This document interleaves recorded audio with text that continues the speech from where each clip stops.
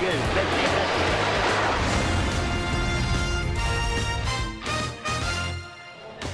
At Citi Field in New York, the New York Mets play the Miami Marlins. Tuesday Night Baseball is presented by Verizon. New York Mets baseball on SNY is brought to you by the Better Network. Verizon. Better matters. By StubHub. Looking for great seats? Head to StubHub, the official ticket marketplace of the New York Mets. By Geico. Over 75 years of savings and service. By Cadillac. Visit TriStateCadillac.com for exceptional offers. And by Time Warner Cable. Enjoy all the things you love better with Time Warner Cable. Call 1-855-WANT-TWC today. Well, for the first time since he left the Mets following the 2011 season, Jose Reyes is back in a Mets uniform tonight. He comes back with a cloud over his head, and Jose also will have to adjust to playing a brand new position. He's in the lineup tonight, playing third base. And a pleasant good evening, everybody, and welcome to Citi Field. Gary Cohen, Ron Darling with you tonight as the Mets play the middle game of their series against the Marlins. Mets have won 5 straight after their victory yesterday, come from behind fashion 8-6. Jose Reyes is back for the first time with the Mets since 2011 and for the first time on a Major League Baseball diamond since his suspension for domestic violence. We'll talk much more about all the implication of Jose's return as the evening goes along. But from a timing standpoint, very interesting. The Mets have won 5 straight games, scored 40 runs in those 5 games, and now add Reyes to the mix. You know, it's funny, Gary, if you had asked me when they were going to bring Reyes up from the minor leagues, I would not have said today, because they've scored 40 runs in the last 5 games. They seem to really have it going, and that energy that they needed after the National Series, maybe they don't need it as much right now. But what can he do for this ball club? Who's to say? He's a guy that his skills have gone down. He's never played third base. It's going to be revealing to see how he does over the next few days. He'll be in the leadoff spot tonight. Wilmer Flores, who had been manning third, will play second tonight with Neil Walker getting a day off. On the mound for the Mets is Steven Matz. Steven hasn't won in his last 6 starts, but the last one against the Cubs was encouraging. It was a lot better. The Mets came back in that game against John Lackey, only gave up 3 runs and 5 in the 3rd innings pitched. A lot better things you saw from Matz in that start. And Wei-Yin Chen, the lefty who used to be with the Orioles, signed a big free agent contract with the Marlins. It hasn't gone well. You know, 4 times out of his 16 starts, he's given up 5 runs or more. He's a strike thrower guy that has been throwing, honestly, too many strikes as he's been hit around. So it's a battle of lefties tonight at Citi Field. Steven Matz against Wei-Yin Chen as the Mets try and keep the good times rolling, going for their 6th straight tonight. It's the Mets and the Marlins. All the action coming your way tonight on SNY.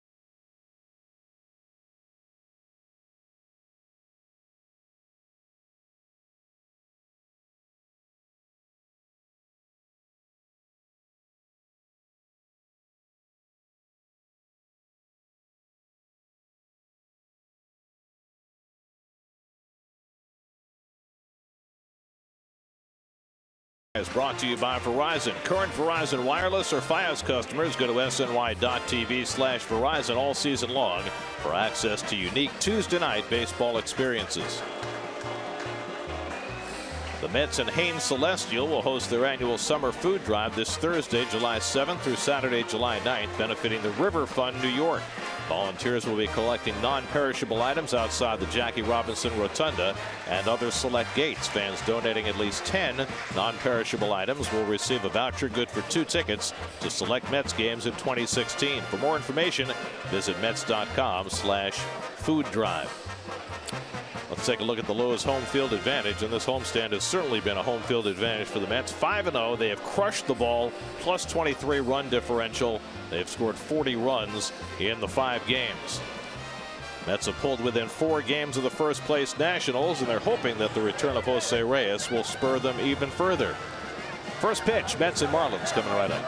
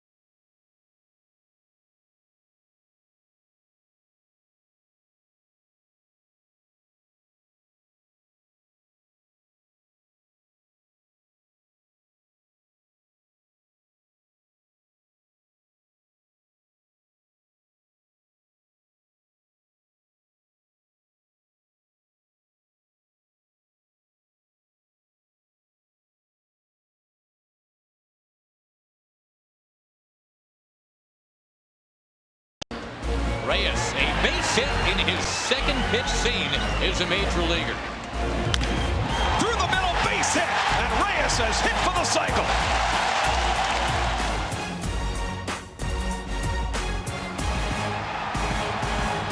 He hits this one to deep right center, and Reyes will easily get to third. And Reyes hits it to deep right center field. Forget it. Third home run of the game for Reyes into the second deck.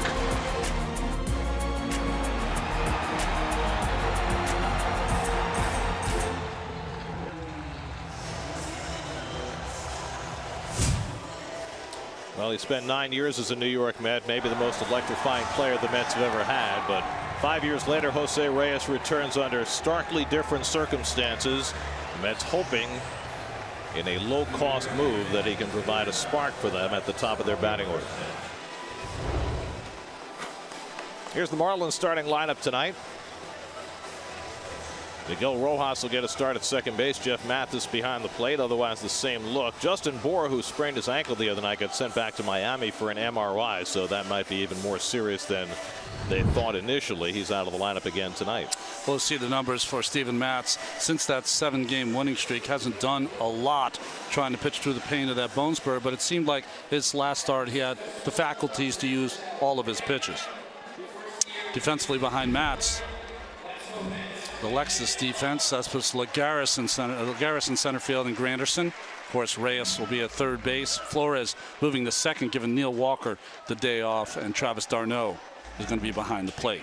Travis d'Arnaud sporting a new number. He gave up his number 7 so that Reyes, who wore it in his first tenure with the Mets, could have it back. d'Arnaud now wearing number 18. Colts fan, he said, and in honor of Peyton Manning, that 18. Danny Echeverria moved up to the leadoff spot. 6th time this year he's batted leadoff. Matz's first pitch is on the outside corner. We're underway. Echeverria 2 for 4 last night, hitting .249. Prado and Yelich to follow for the Marlins, who are 2.5 games behind the Mets in the standings. And a fastball strike. 0-2.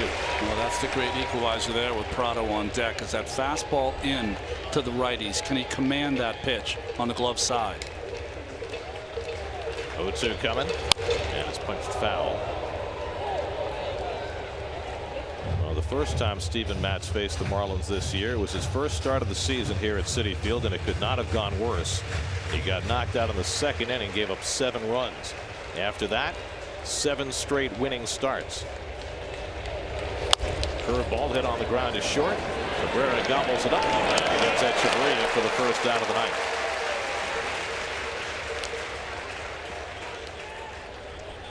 One out and nobody on now. Martin Prado, who could not have had a worse night than he had last night. 0 for 5, 2 double plays, including one that he bunted into in the 8th inning. Had troubles in the field as well. So for the veteran Prado, who's had a good year, last night was not part of that.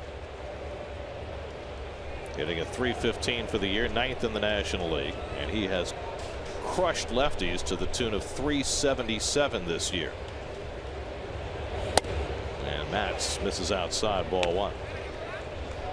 Since the 7 straight winning starts, Matz has gone 0-2, 5.01 over his last 6. And of course, in the midst of that, he's had to deal with the revelation that he has a bone spur in that elbow, which he is trying to pitch around. And he gets the curveball in for a strike, 1-2. 2 sharp breaking balls there by Steven. Those are the numbers you're talking about. He's gone away from his slider, which he felt as though might have contributed to the elbow issues. Throwing more curves and changeups. One hopper grab by Flores, and he throws out Prado, 2 down. Well, I can feel Steven's pain because I had to make a decision early in my career. I had a good slider and I couldn't throw it because it hurt not my elbow, it hurt my shoulder. That last start against the Cubs, we saw Matz throw maybe more changeups than we've ever seen him throw before, and he's come out throwing his curveball predominantly in this first inning tonight. Now he'll face Christian Yelich, who has just torn the Mets up early this season. Yelich hitting .429 against the Mets, .317 overall. And he gives away very little against left-hand pitching. You know, sometimes, Gary, when you warm up in the bullpen, there's a umpires, Phil Cuzzi behind the plate. Sometimes you just have a good feel with a certain pitch, and you bring it right out to the game. Fastball away, and Yelich can't find it. 1-1.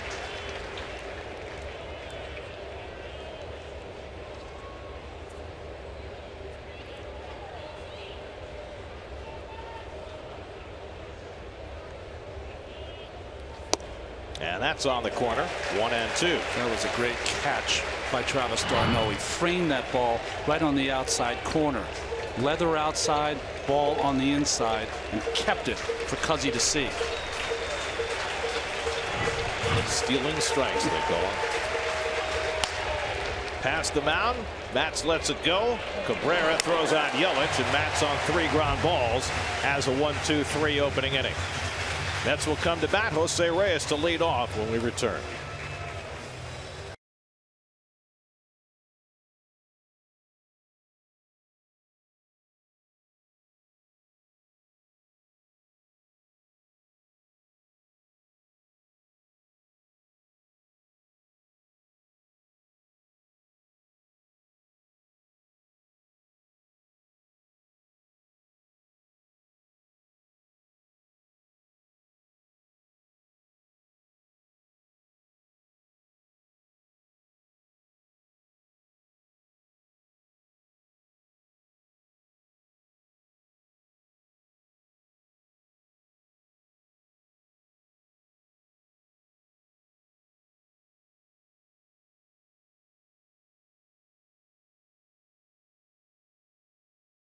Leadoff spot. Curtis Granderson goes into the 2-hole. Juan Lagares getting the start against the left-hander. Neil Walker getting a day off, and so Wilmer Flores plays second, and he bats cleanup tonight.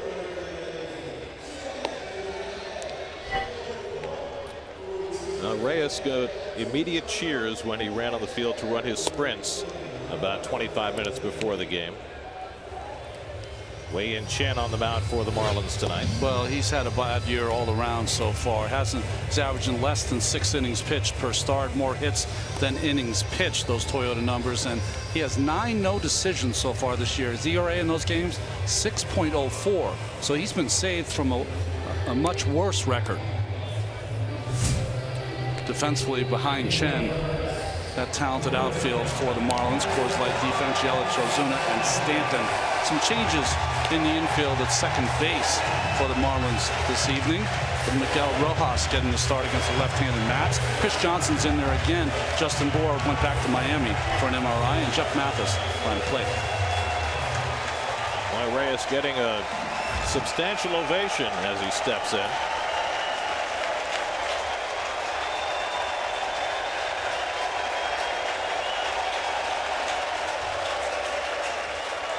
This is his first big league game of the season. Suspended 51 games by the commissioner under baseball's new domestic violence policy.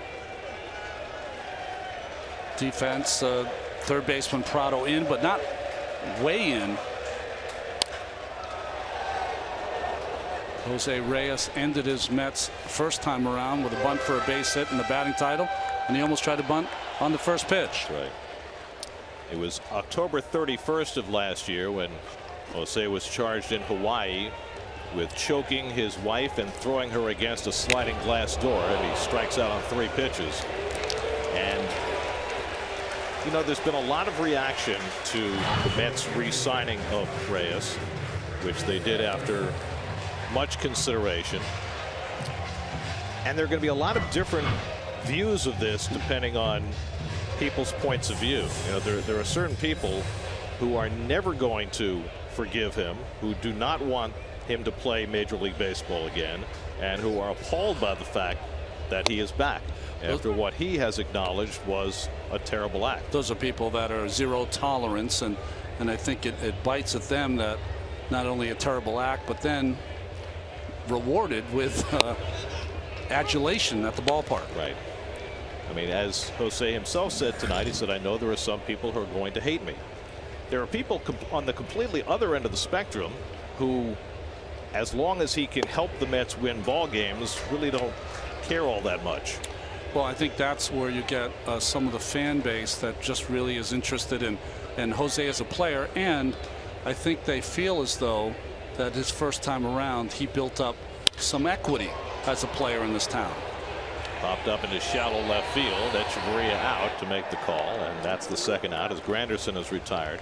And I think a lot of people are somewhere in the middle. They understand how heinous the act was, and while he hasn't specifically admitted to what he did, he's apologized enough times for it that it's clear that what was alleged to have happened in some respect seems to have happened. Well, so they understand how heinous the act was, and yet they would like to give him a second chance. Well, he certainly seems to have contrition, but you only can prove that by continuing to work at it, and those are usually classes or whatever. The bottom line is that this ball club, much consternation, much discussion, decided that they wanted to sign him and give him a second chance. And at the end of the day, the choice was theirs. And as you know, Sandy Alderson said when they signed him, they completely understand what they're doing, that they had multiple conversations and lengthy ones. Cespedes drills a base hit, and the Mets have a 2-out base runner, and Cespedes just keeps on hitting. 3 hits last night, now a base hit his first time up tonight. And at the end of the day, it's their call. Yeah. And everybody else can feel how they want to feel from one end of the spectrum to the other. But ultimately, the Mets made the call, feeling as though he could help them, feeling as though he showed remorse and was ready to do the work necessary to make sure that nothing like that ever happened again. And we'll see how it plays out. That's right. Here's Wilmer Flores. who figures to lose the most playing time with the arrival of Reyes, but in the lineup tonight, filling in at second base for Neil Walker. Likely will play first base tomorrow. And he takes up and away for ball one. Flores 2 nights ago put together a historic 6-for-6 2-home run performance. Walker getting the scheduled night off tonight. Well, how Jose does off the field to me is more important than what he does on the field, and I know not everyone shares that thought. And then the question is, from an on the field standpoint, how much does he have left? I mean, last year playing for the Blue Jays and the Rockies, he looked like a diminished player, but he did hit 274. He stole 24 bases. What can he do this year to help this team? Remains to be seen. He'll be playing positions other than shortstop for the most part. Well, speed players are hard to judge later in their career, because if they lose the skills that made them special, can they still hit enough to prove their worth? The Mets have zero. I'm talking about zero team speed. So that's why he's here. If you want to measure that, the best statistic is this. David Wright leads this team in steals with 3. 2-2 to Flores. Well, Cabrera stole last night. What did that make it? 16 for the Mets on the season? 16 in 82 games. Reyes in his best year with the Mets in 2007 stole 78, which remains the club record. And as he said, I'm not going to be stealing 60 anymore, but still has some legs left. How much? We'll find out.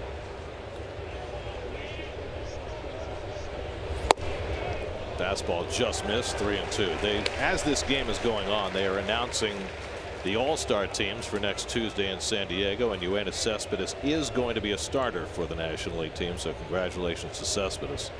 Well deserved indeed. He, Bryce Harper, and Dexter Fowler won the voting among outfielders. Fowler is on the DL. Cespedes will run with 3-2, and Flores fouls it off. The rest of the National League starters: Anthony Rizzo at first, Ben Zobrist at second, Addison Russell at short, and Chris Bryant at third, and all Cubs infield. Plus Fowler. That's 5 Cubs of the 8 voted into the game. Buster Posey, the catcher. Well, the fan bases that are energized are the ones that vote. I remember last year, what was it, 7 Kansas City Royals were voted in.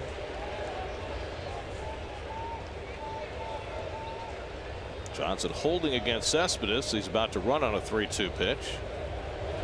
And Flores hits one out to right center field. Over in the gap goes Stanton. And he gets there to make the catch. Side retired. A hit and 1 left after 1 at Citi Field. No score.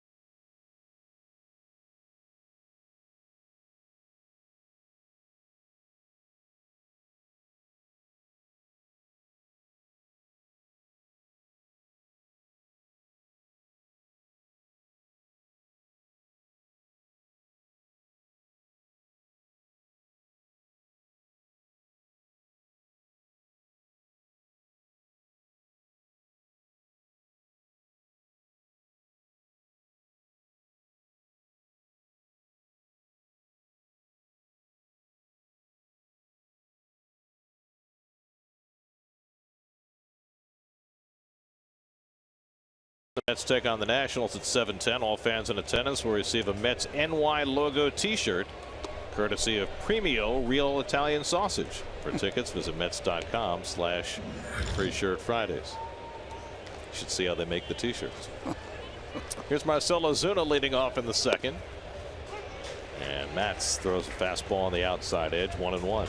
d'Arnaud has called for more fastballs in this first inning plus than he did the entire game against the Cubs. Ozuna 1 for 4 last night. We talked about how Prado has crushed lefties. How about Ozuna? 377 against lefties with 8 home runs in 69 at bats. Takes a rip there, and it's 2-2. It's not the highest batting average against lefties in the league. That belongs to Jason Worth, but it's by far the most productive output against left-handers in the National League. And he punches one foul. That'll go out of play.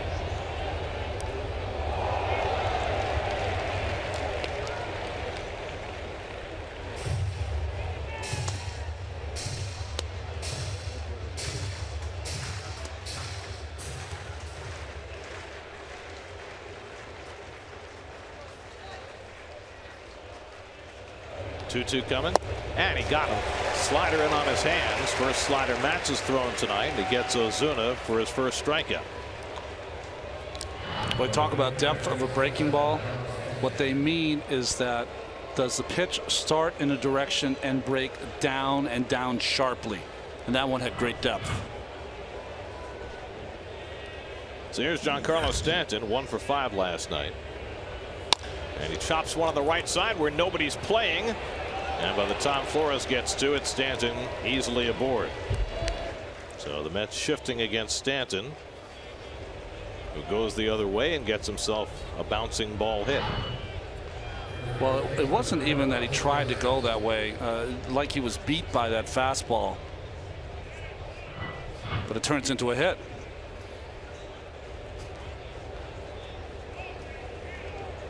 Now Chris Johnson, who had a big night last night, filling in for Justin Bour at first base. Johnson went 3 for 5, raised his average to 246 for the year. Matt's out of the stretch for the first time, pours another fastball over the inside edge. And Johnson griping about it with Phil Cuzzi, the home plate umpire. Well, we saw from Johnson last night when he grounded to that double play that he doesn't like the ball in. The ball away, he has a great ability to hit it the other way, but the ball in is the one he doesn't like. Yanks that one foul down past Lenny Harris, the third base coach. 0-2. Well, all 3 of his hits went to right field yesterday.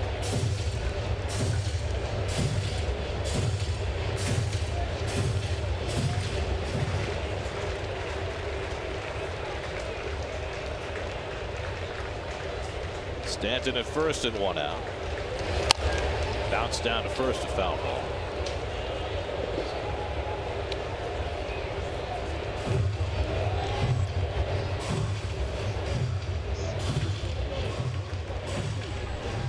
Miguel Rojas waiting to hit next.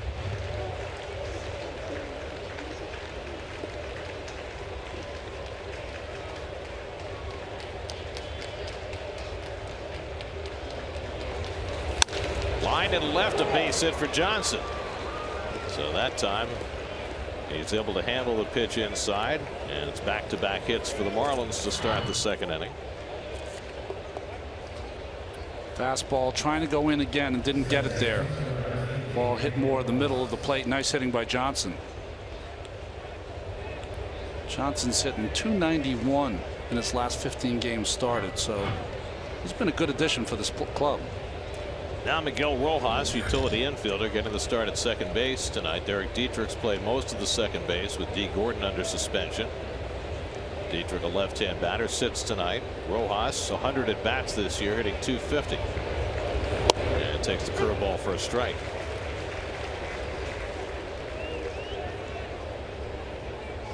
Rojas hitting .379 against left-handers in limited opportunities.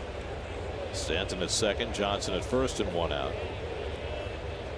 Marlins as a team are 12-6 against left-handed starters this year. For the season, they're only 3 games over 500. Curveball misses, a ball and a strike.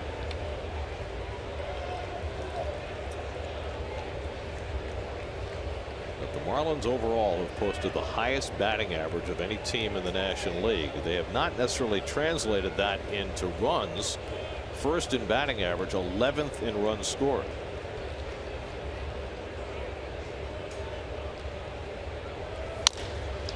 Grabbed by Matz. Flores gets to the bag and then turns the double play. There's a little confusion around the bag. Flores thought that Cabrera was going to cover, but Wilmer able to make the adjustment at the last moment and get to the bag. And he turns the 1-4-3 double play. And that gets Matz through the top of the second. No score.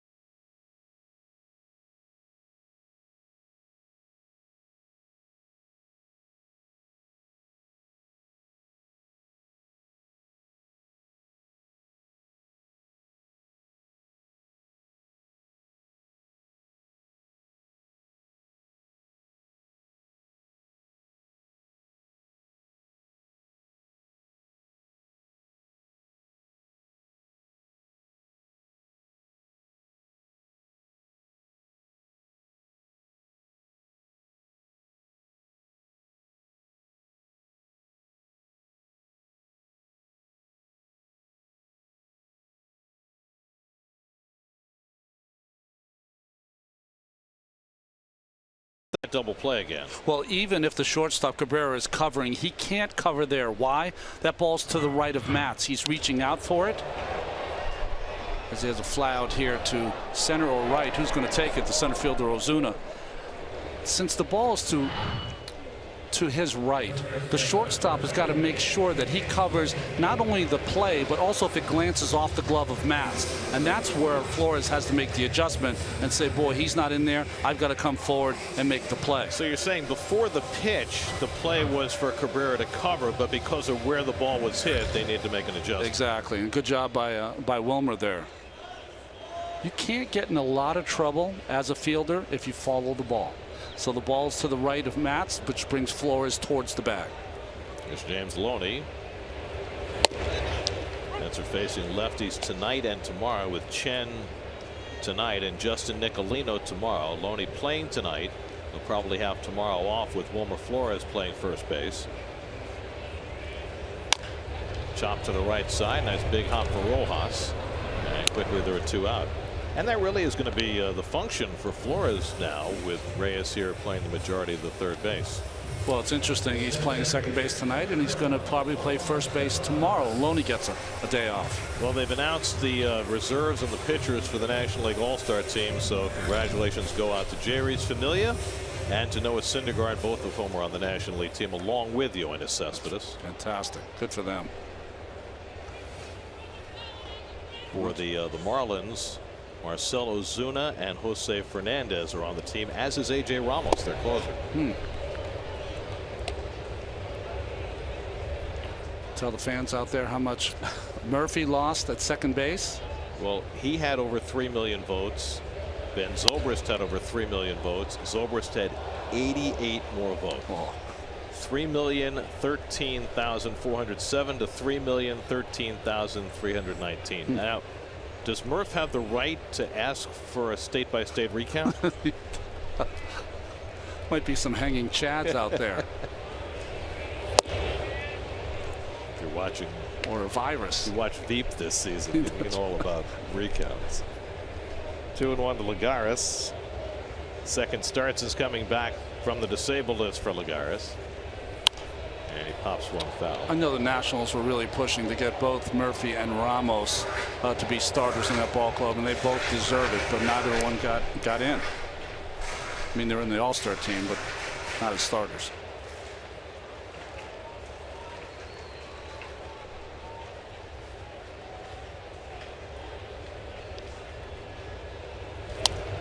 Well, the next question for Terry Collins is going to be, who's his All-Star starting pitcher?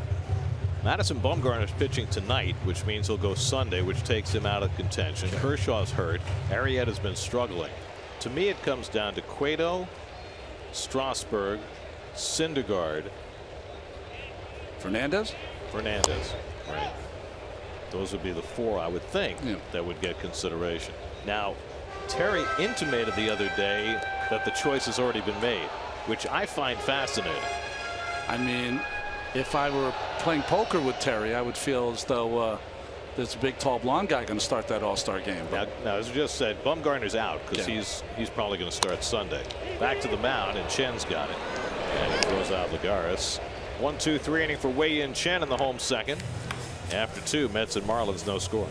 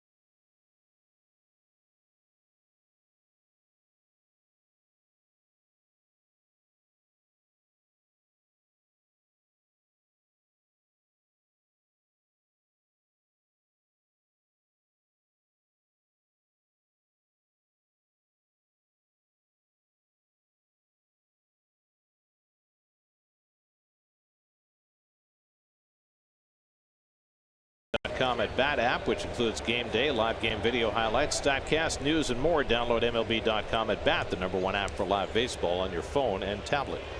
Jeff Mathis leads off and drives one to right center. Cespedes Lagares back, and he makes the catch. Should have known with the way he was easing back that it was Lagares. One long out off the bat of Mathis. Well, what's interesting there, two things. One is that Lagares plays a little deeper than Cespedes, and some balls have beat Cespedes over his head in the last probably 10 days or so. That won't happen with Lagares out there. Well, Cespedes won a Gold Glove in left field last year. Lagares won a Gold Glove in center 2 years ago. This is the Mets' best defensive outfield combination. Wei-Yin Chen's never had a major league hit. Almost.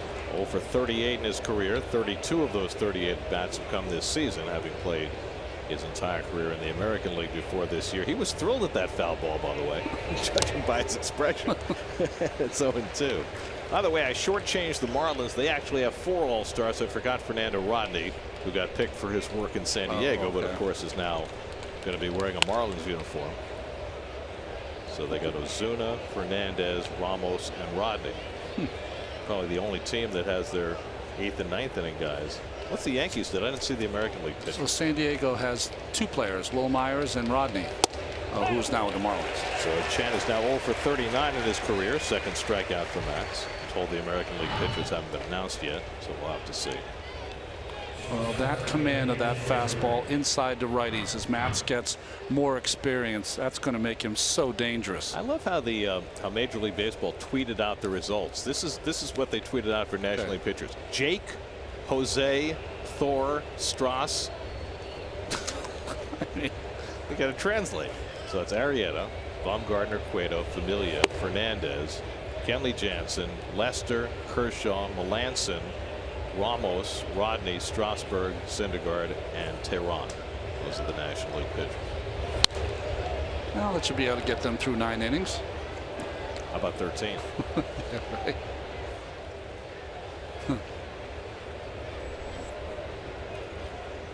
Martin Prado would be next. Echeverria bounced out to short his first time up. He pops the changeup back. 1-2. Julio Tehran, by the way, the Braves representative, scratched from his start tomorrow night because of an infection in his thigh that they say was caused by an ingrown hair. So who knows if that'll affect him getting to the All-Star game. Cabrera to his left runs it down. The off-balance throw on target to get Echeverria. Fine play by Cabrera. 1-2-3 inning for Matz. No score as we go to the bottom of the 3rd.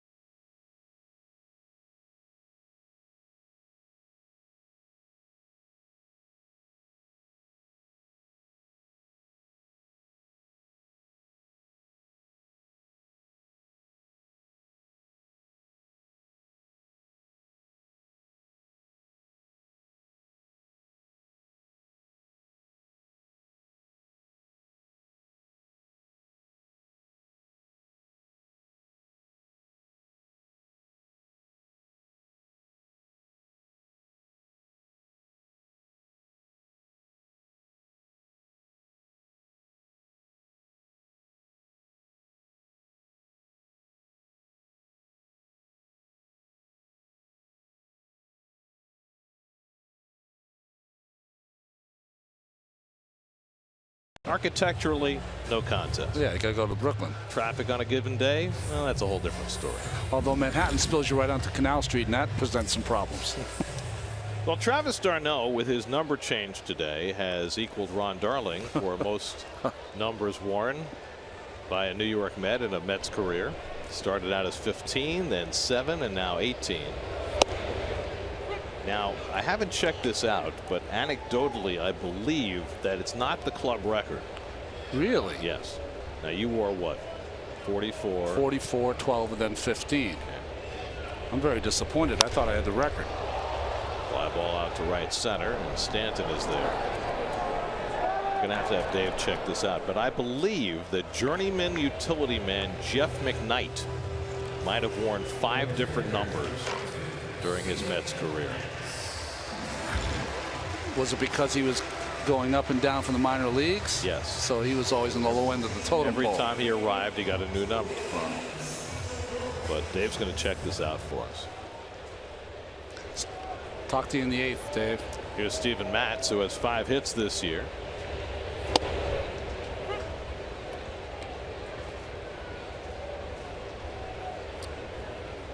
I've gotten confirmation. Now, is that a record? We know. And the thing about Jeff McKnight is that it's not like he got tagged with 65 or 53. Yeah. He wore 5, 7, 15, 17, and 18. So he's got 2 of Travis d'Arnaud's numbers and 1 of yours. Oh, he also has. I mean, was he after? So he has Keith's number, Straw's number, Yeah. Davey Johnson's number, David Wright's number. David Wright's number. Well, except he was before. That's that. He was before David. Matt strikes out for the 2nd out. So he had quality numbers, but he had a lot of them. Was he like a tall infielder? Yeah. Yeah, skinny infielder. He had the distinction in Darryl Kyle's no-hitter. He scored a run. That was Jeff McKnight's claim to fame, isn't it? Here's Reyes for his 2nd at bat. Struck out on 3 pitches his first time. I think this is probably the biggest question about Reyes. How much is he going to hit? Yeah. Well, I think that's number one. Can he hit enough? He certainly didn't hit in his stint in the minor leagues. It's hard to judge that. Grounds one down to Johnson, and he'll take it to the bag himself, and that retires the side. But is he going to be able to play third base too? That's quite a transition. After 3 at Citi Field, Mets and Marlins, no score.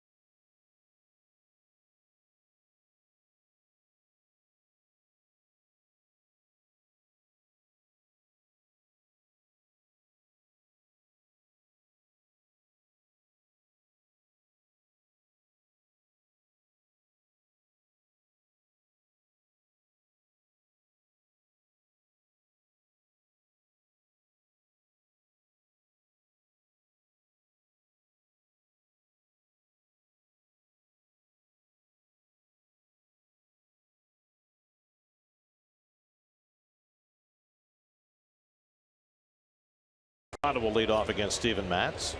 Prado grounded out his first time up. Matz allowed 2 hits in the 2nd inning, got a double play, pitched a 1-2-3 third, and now back out into the 4th.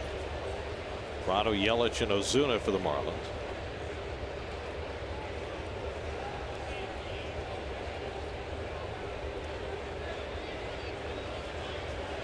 So I mentioned that the Marlins got their 8th and 9th inning guys on the All-Star team.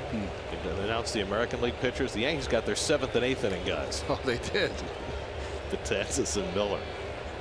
That's probably never happened before, right? Yeah, I was just thinking that. I mean, maybe did last year Herrera and Davis make it? Maybe, although Davis closed at the end of the year. Wade Davis, who just went on the DL. Yeah, he made the All-Star team, but he probably will not be able to pitch.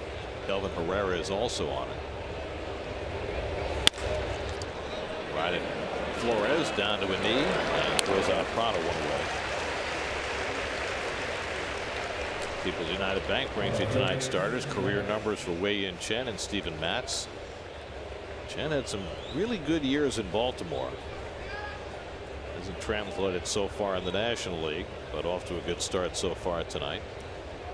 Matz has gone 6 straight starts without a win after winning 7 straight starts. It's amazing. You think that Chen would come over to the National League, a big ballpark.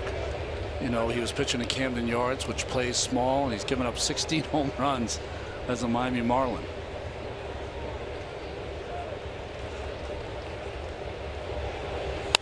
Yelich pops one a mile high. Who's going to play it? Lots of choices. It's Cabrera. 2 out. Well, I look at it this way. Anything that's up in the air that Cabrera's close to, he takes it all the time.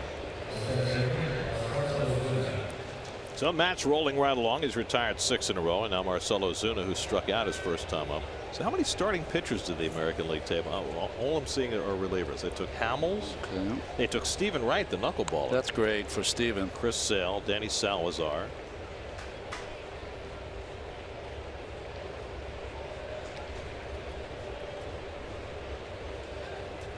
Go back and look at it harder. I'm not as familiar with the American League nicknames that they tweeted out. How did Aaron Sanchez not make that team? 9-1 after his win last night. ERA of 2.94. Carlos Beltran made the All-Star team. That's a DH at or age 39. Well, extra player? yeah, whatever. Ian Desmond, first year as an outfielder. Good for him. That's a fantastic story. What a career switcheroo for him. All to the good. Well, there are the American League starters. Salvador Perez. I think we gave him an extra E on his last name. On his first name.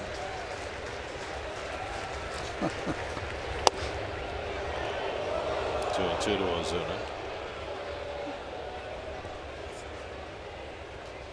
And there are the National League starters, including the 5 Cubs and Yoenis Cespedes, Harper and Posey. 2-2 coming. In the dirt with the changeup. Full count. Well, congratulations to Noah Syndergaard. First All-Star game selection in his first full year in the major leagues. That's the pitcher we were looking at was Will Harris for the Houston Astros. 8 saves, 0.74 ERA. Who's this one?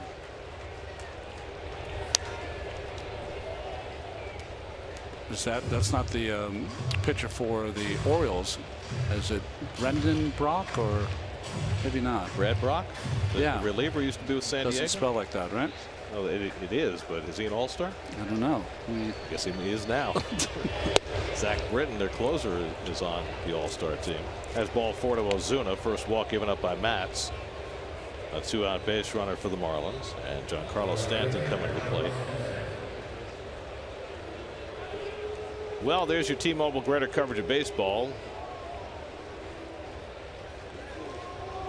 1 year ago at this time, those were the home run leaders in 2015.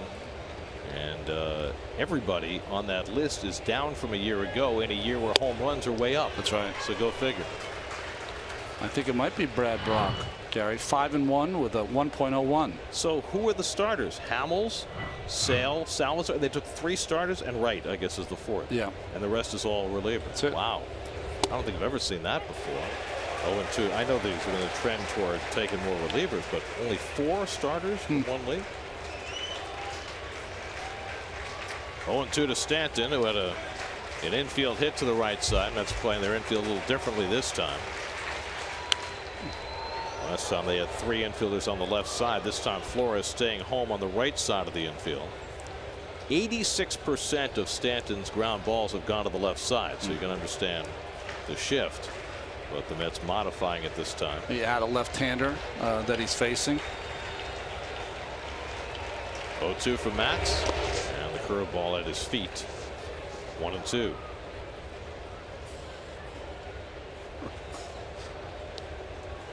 Chris Johnson would be next.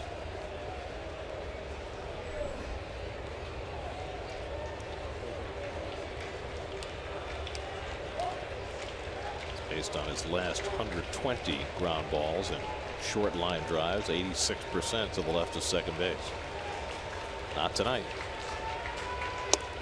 And that curveball, he tries to hold the swing and does. 2-2. Somebody put a spotlight on Tom Woodruff, first base umpire. This is the shift Gary was talking about based on those numbers. Playing to pull. 3 curves in a row, and Stan pulls that one foul. But do you react that way off one infield hit? In other words, they played the full shift against him, 3 infielders on the left, and now they've got Flores pulled back to the right. I wouldn't. That was just a mistake kind of hit by Stanton. 2-2. Struck him out, up and away. Stanton down swinging. Match with his 3rd strikeout. Middle of the 4th at Citi Field, no score.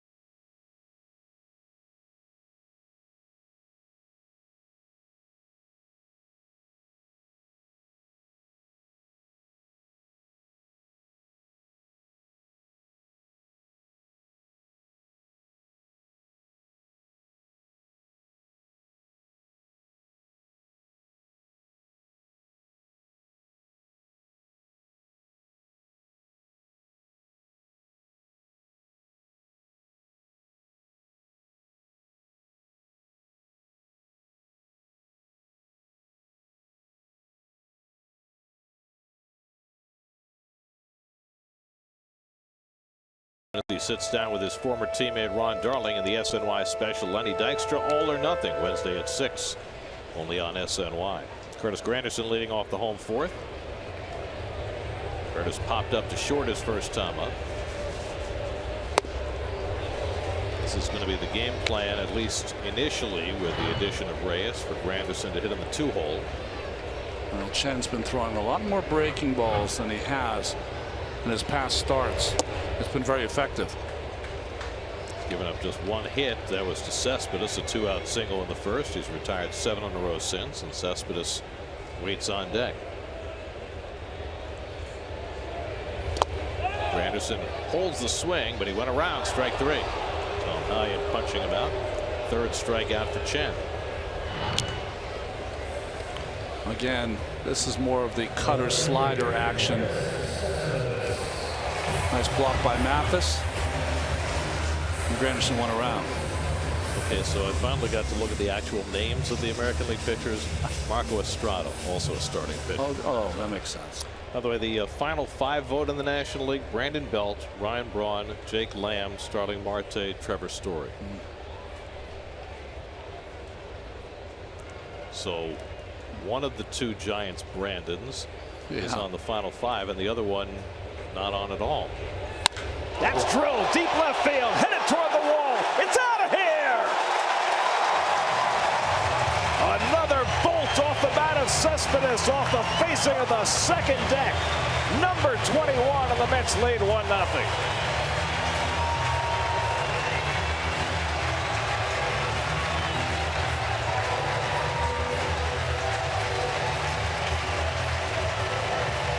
Well, he's just not content now with just hitting regular home runs. Now he's hitting tape measure jobs. Cespedes, we've seen him all season long taking that first pitch, taking it over and over, and he didn't there against Chen. And the game-winning hit last night to right center, a two-base hit, and that home run got out of the ballpark in about a second and a half. Chen knew it right away, shaking his head. That was the wrong pitch to throw. Third home run on the homestand for Cespedes, and there were no wall scrapers among them.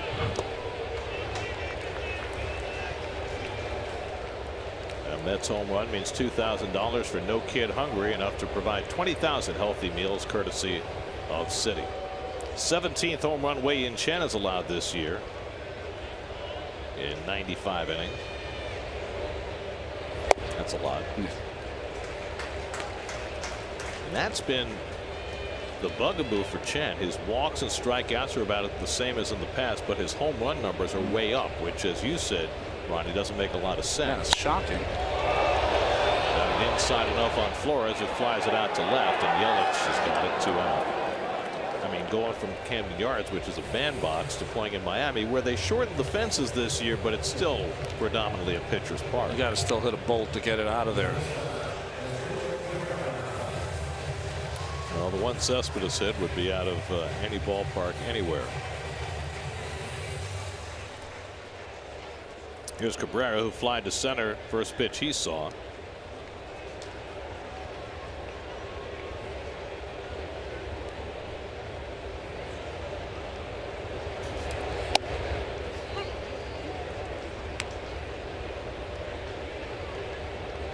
There are some of the shifting numbers against Cabrera. They don't shift at all against him as a right-hand hitter, but they do it more than half the time as a left-hand hitter. You see, right-hand batter, no shift.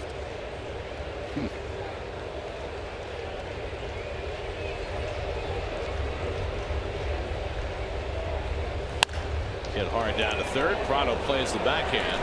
He couldn't make last night, but his throw is offline. However, the tag made by Johnson, and they get the out. Prado continues to struggle defensively. But the Mets grab the lead. Yoenis Cespedes crashes his 21st of the year off the facing of the second deck. Cespedes gives the Mets and Steven Matz a 1-0 lead after 4.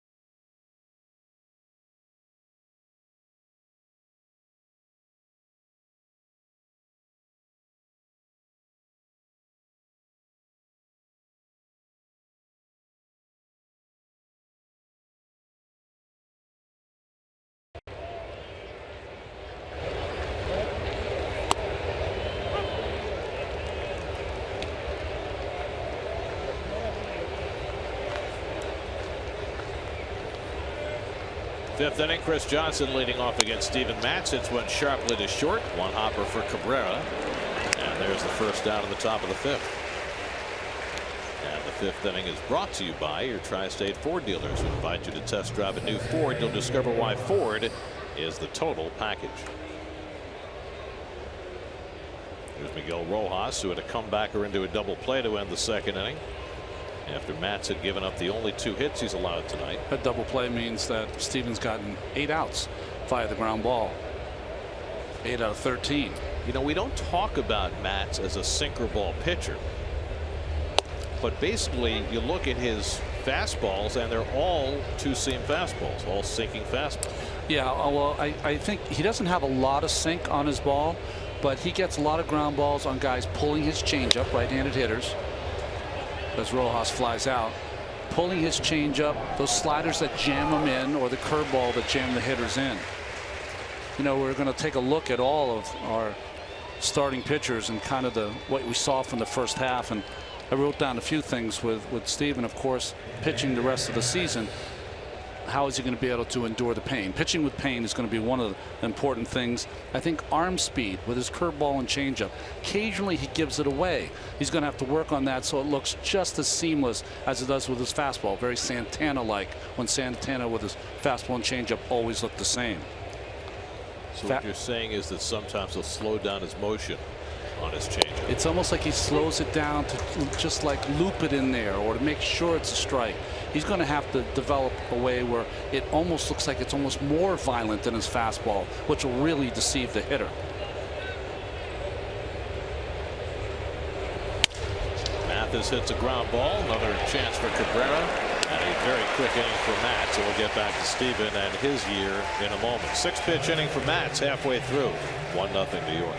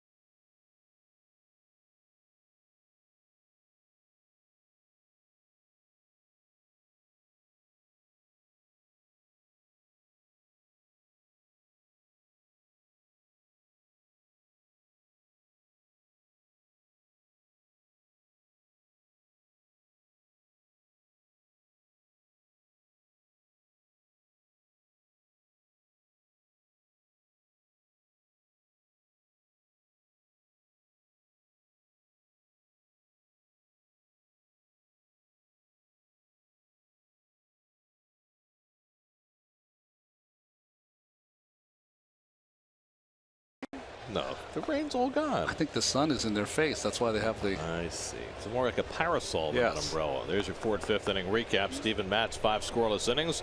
Yoenis Cespedes, a hard hit home run. And that's all the Mets have needed so far tonight. James Loney leads off in the home 5th. And he hits one sharply. Knocked down by Rojas. Does he have time? You have to make that second dig, and they still get the out. Johnson with the stretch. And first base umpire Tom Woodring said he stayed on the bag. Well, he stayed with it, tried to pick it up once, had to pick it up again. Luckily, he has a strong arm.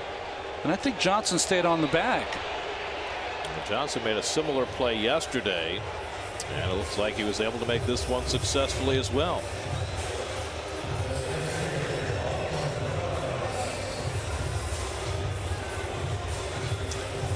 I don't think you can dispute that. Nice athletic play by Johnson. You know, Loney's not the fastest guy in the world, and that's the reason why Rojas had enough time to knock it down, fumble it again, and still throw him out. Here's Lagares with 1 out and nobody on.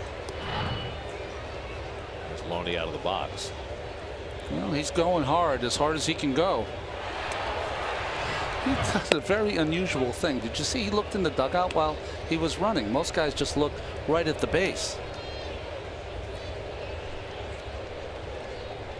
I mean, you might look to your left to see what's happening on the field, or you might look straight at the base, but looking to your right is a little unusual. I always find it disconcerting when I watch the football games where the guys are running for a touchdown and they're looking at themselves on the big screen to see how far the guys are behind them. Exactly. That actually has some merit competitively, right? To see how much room you got.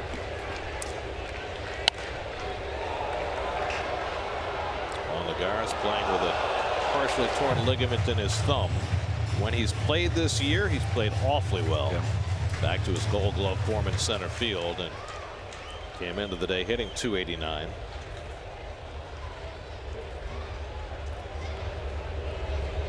And it kind of got lost in the Mets comeback last night, but Lagares had a great sacrifice bunt. Yes, he did. In the Mets winning rally in the 8th inning. There are a lot of nice little at bats. Loney getting them over and getting them in. Flores with the sacrifice fly. Popped up. Echeverria out. Yelich to call him off. 2 out. So 2 out and nobody on. Travis d'Arnaud coming up. We talked a lot the last couple of weeks since Travis got back from the disabled list about how he's gone back to his old batting stance. Well, you can see in April, he had that ball kind of resting on his back shoulder, and now here he's got that bat wrapped again. And you talked to him, Gary, about why he did that.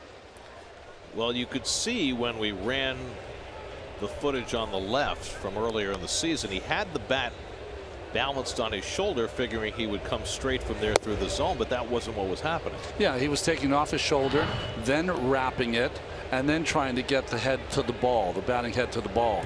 What he does on the one on the right is that he starts out by wrapping that bat and then just goes from there straight to the baseball.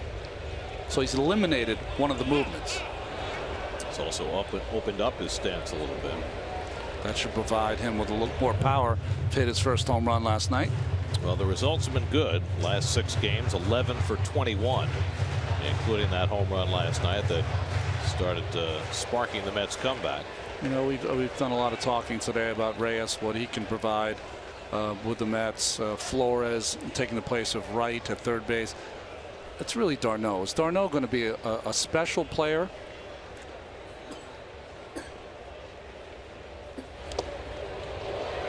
Or is he going to be a guy that just gets hurt a lot, you know? That's the first consideration. He's got to be able to stay on the field. He got off to a slow start offensively this year, but we've seen when Travis plays regularly, he's an offensive player. Just like now. Still in the 8 hole, but that should change if he keeps hitting. Grounded down to Prado. And the overhand throw against d'Arnaud, and Chen has a 1-2-3 inning in the bottom of the 5th. After 5 at Citi Field, 1-0 New York.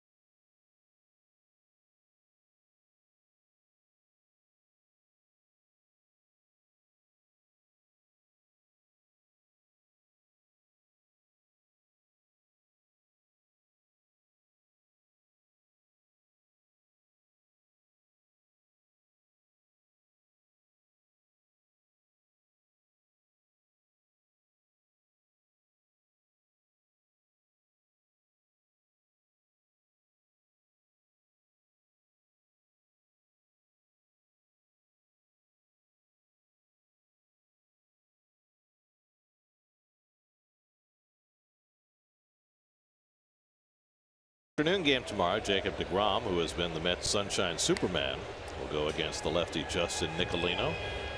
Yeah, his numbers at Citi Field and his numbers during the day are off the charts.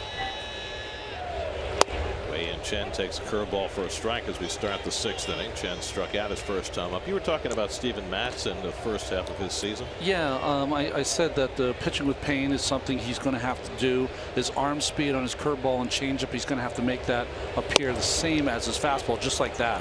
Great arm speed there. His fastball command inside that I talked about earlier in this game is something that he has to work on. That's 2 breaking balls to the pitcher Chen. Yeah, the fastball to strike him out for the 2nd time. If you swing like that, you can't swing. I mean, that would be my offer advice for Mr. Chen. Well, he's now 0 for 40 in his career, so there have been more swings like that. And I think the last thing is that I think every pitcher kind of pitches to their personality, starting pitchers. And Steven is very excitable. He gets down on himself when things aren't going his way. That's his competitive nature. If he can kind of chill out on that, he will limit those big innings that he sometimes goes through. Loney catches Echeverria's pop up for the 2nd out. Let's check in with the studio. Justine Ward has a game break brought to you by your local Honda dealers.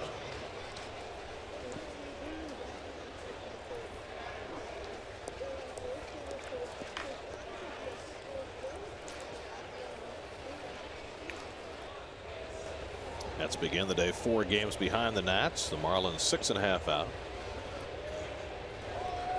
If the season ended today, the Mets would be the 2nd wild card team behind the Dodgers, who have pitched surprisingly well since Clayton Kershaw got hurt. There's the NL East standings.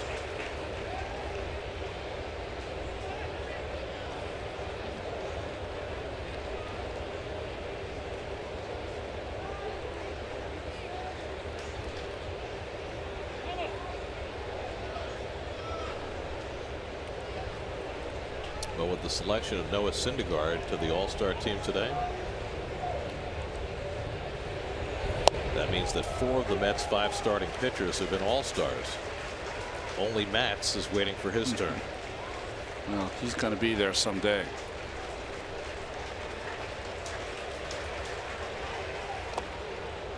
This is with a changeup to Prado, 1-2. Bartolo Colon, a 3-time All-Star. Harvey, 13. It's the starter. deGrom last year with his scintillating performance. Hit up the middle, a base hit for Prado. Only the 3rd Marlins hit of the night, a 2-out single. Well, after the changeup down, trying to come inside, and that's what I was talking about, that fastball command inside. d'Arnaud is calling it there, but it leaks out back over the middle of the plate and up. Prado's a good high ball hitter. So he's at first with 2 out. Now Christian Yelich, who's grounded to short and popped to short, 0 for 2.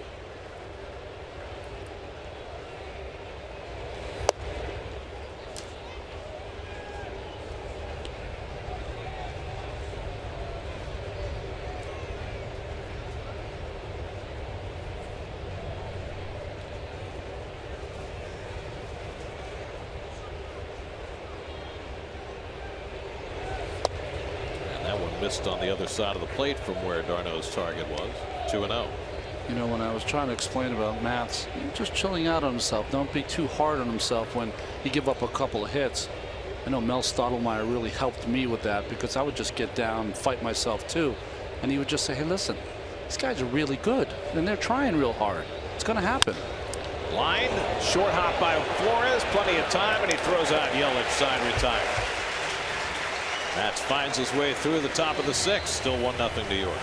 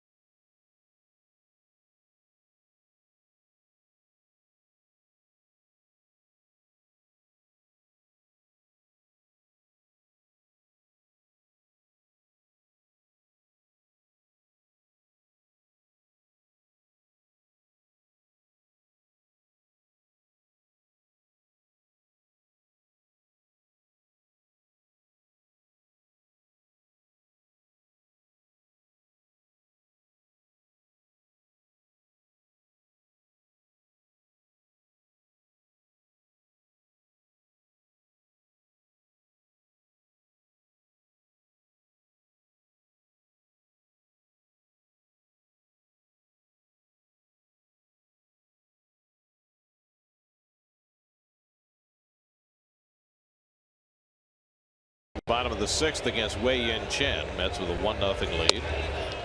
That struck out his first time up. Jose Reyes on deck, and then Curtis Granderson for the Mets in the home 6th. Seems very strange to say that again, by the way. There's a call strike, 0-2.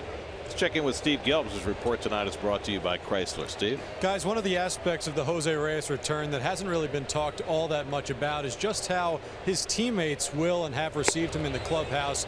Asking around, it does seem like the guys are very open to giving Reyes a second chance. And assuming that's the case, Kelly Johnson had something pretty interesting to say about the presence of Jose Reyes and what he could mean for this club moving forward.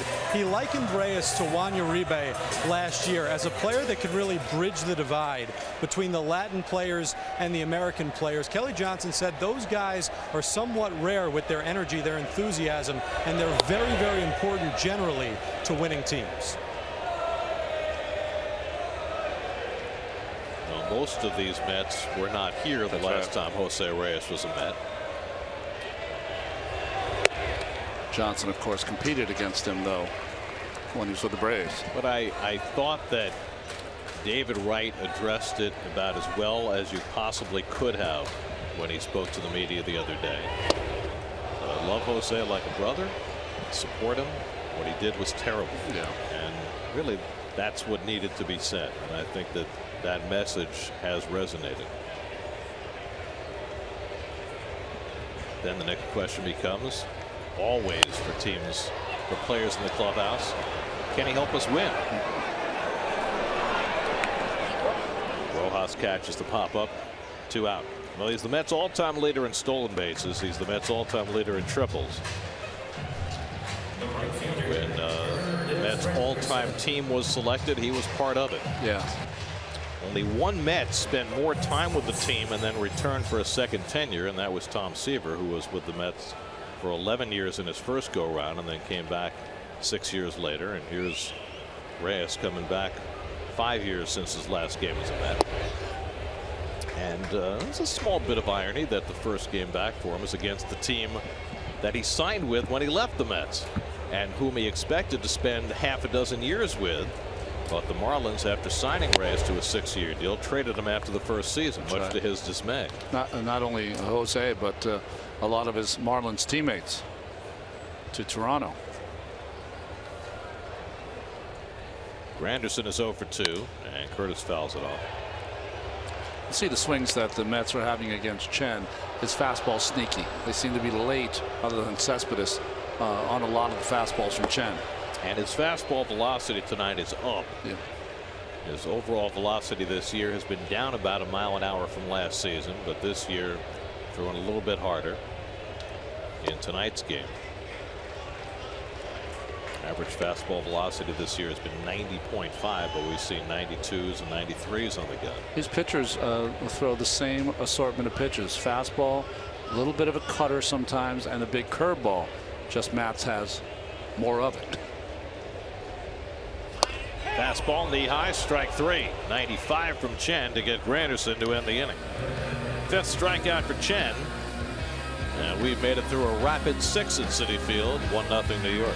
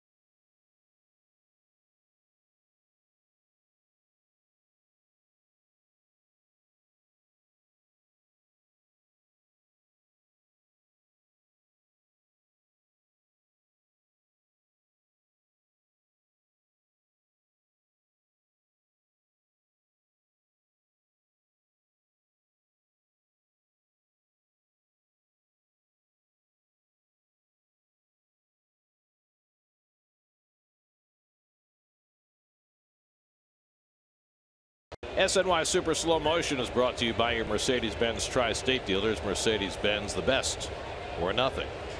Marcell Ozuna leads off the 7th and hooks one foul. Ozuna has struck out and walked tonight, 0 for 1, the only walk that Matz has allowed. Giancarlo Stanton and Chris Johnson to follow. In fact, Matz has only gone to 2 balls on a hitter 4 times tonight. That's how efficient he's been. 72 pitches through 6 innings. That's hooked down the left field line. A base hit for Ozuna. Cespedes cuts it off, and Ozuna will stop at first with the Marlins' 4th hit of the night. Well, good hitting here by Ozuna on the little cutter that Matz was throwing inside. Not a lot of depth or break on that pitch, and he was all over it. Talked about how efficient he's been against left-hand pitching this year. You're just happy to keep him in the ballpark.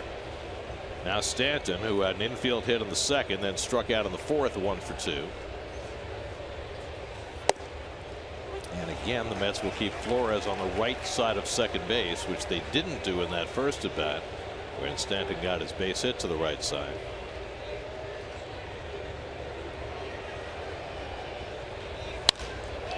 Shoots one foul, and it's 0-2. Also, I think it's very difficult to play him behind the bag when you are trying to turn a double play. The angle just isn't great to get to the bag, receive the throw, and it's not a great angle for the shortstop or third baseman to make the throw.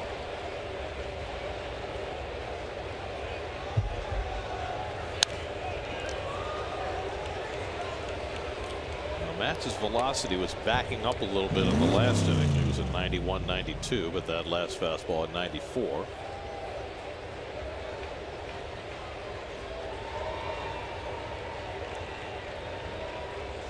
Stanton having a rough year, but incredibly dangerous.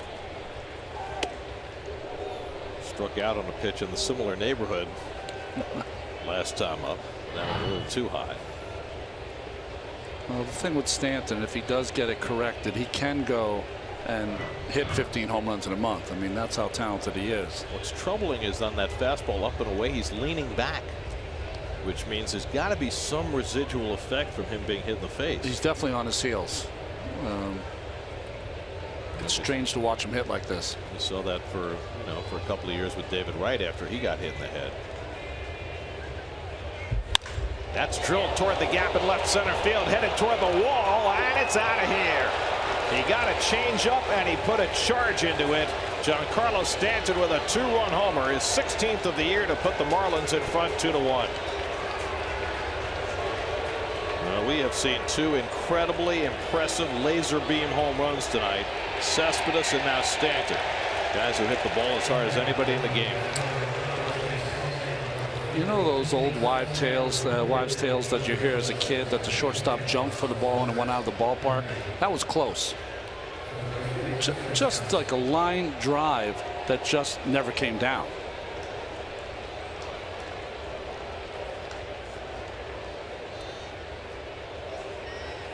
So that turns the game around and puts the Marlins up 2-1. Well, he had been behind the fastball, and when you throw a changeup in the strike zone and down, it speeds up his bat. And I don't know if I've ever seen a home run hit like that here at this field. Into the old seats. A line drive. 430 feet away. There's a changeup grip. And right on it was Stanton. That shows you the kind of power that no one else has.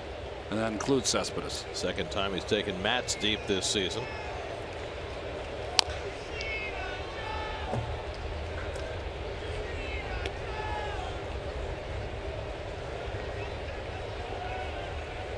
That's bullpen starts to crank now, with Matz having shown a crack here in the 7th.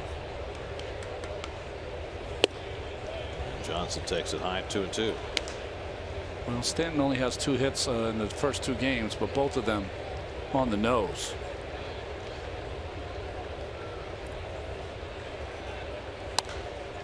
Changeup pop foul. Eric Goodell gets up in the Mets bullpen. Goodell got 1 key out in the game last night. The Mets bullpen was pushed and they were spectacular. 5 1/3 scoreless innings. Goodell got the first of those outs.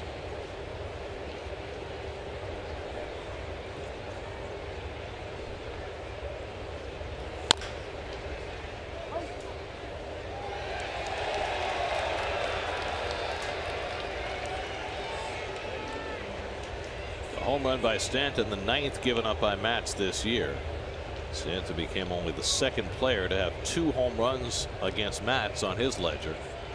Todd Frazier is the only other one. Johnson down swinging. 5 strikeouts for Matz, and he gets the first out in the 7th. Hey kids, you could win a chance to join us in the booth and call a Mets game on SNY. Just go to sny.tv/Kidcaster, where you can video audition online for a chance to win the SNY Kidcaster contest, presented by New York's 529 College Savings Program. In their notes, they say, in the Miami Marlins notes, they say that 5 of the last 7 hits that Stanton has had here have been home runs. Feels that way. 14 total here at Citi Field. In fact, that gives him the most by a visiting player in the ballpark. He had been tied with Chase Utley. 14 home runs, the most a visitor has hit here. Bunted hard down to Loney, and Rojas is retired. Good idea, poor execution, 2 out.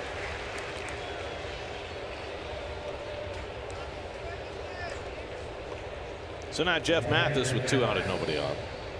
So Steven Matz had not thrown more than 6 innings in any start since May the 25th until tonight. He's gotten 2 outs in the 7th, but not before Stanton put the Marlins in front.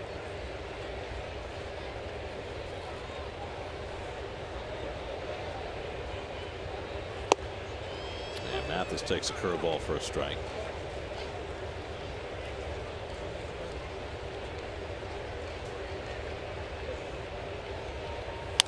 That's hit toward the hole, and Mathis has a base hit.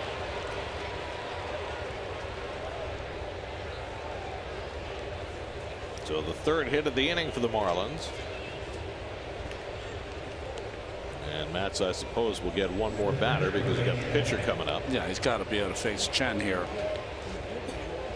and try to get through 7. Chen has struck out in both his at-bats, looking in the 3rd, swinging in the 6th. Now 0 for 40 in his major league career.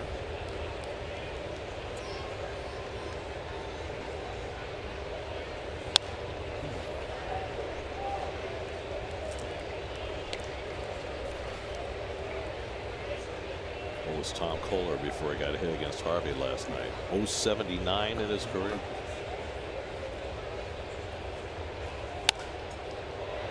And Matz gets ahead 0-2.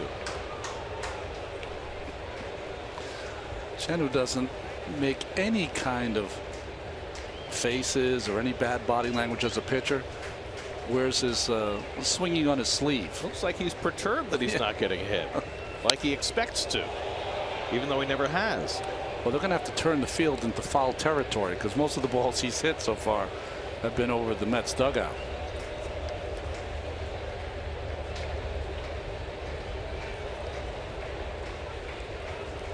Mets left-hander pausing to tie his shoe. How many times we saw John Franco do that? That was his when he was maybe when he's a little nervous or just to slow things down. Some guys visualize, some take a deep breath. John used to tie his shoe. 0-2 coming, and it's tapped foul. Watching Barry Bonds down in the dugout, and he is just laughing away watching Chen hitting. You saying that the pitcher's hitting is not Barry's responsibility? Lays that off on the assistant hitting coach. Well, he's hanging in there. Frank Menachino is the assistant hitting coach. I know it's the case with the Mets that Pat Rustler, the assistant hitting coach, gets to work with the pitchers. Somehow I doubt Barry does that. No, that's the hitting coach from last year and assistant this year. Frank Menachino probably is in charge of that. Echeverria would be next. Matt's having to work hard to get through Chen. This will be the 7th pitch of the at bat, and there'll be another. Chen giving a better accounting of himself, and if nothing else, making Matz work. This will almost certainly be Stevens' last batter. Well, you know, the hit by Ozuna and Stanton you can understand, but Mathis down in the order, hit a ringing line drive, and now Chen has been able to stay in the at bat. This is a pitcher that should be put away promptly. Prompted is not. No. There's Slugger. Kohler, who had a run-scoring hit against Matt Harvey last night. The 9th pitch of the at-bat coming to Chen. He's a foul ball machine. That's interesting because, you know, we've got the gun and we're around the same mark you started the game at, 93, 94. But you can tell that the fastball doesn't have as much life. Now, what does that mean? It's the hitter's reaction to the fastball. And he finally takes care of Chen on the 10th pitch of the at-bat. Matz's work probably done for the night. And Giancarlo Stanton put a crimp in it. 2-1 Bolt, his 16th, and it's 2-1 Miami, 7th inning stretch in New York.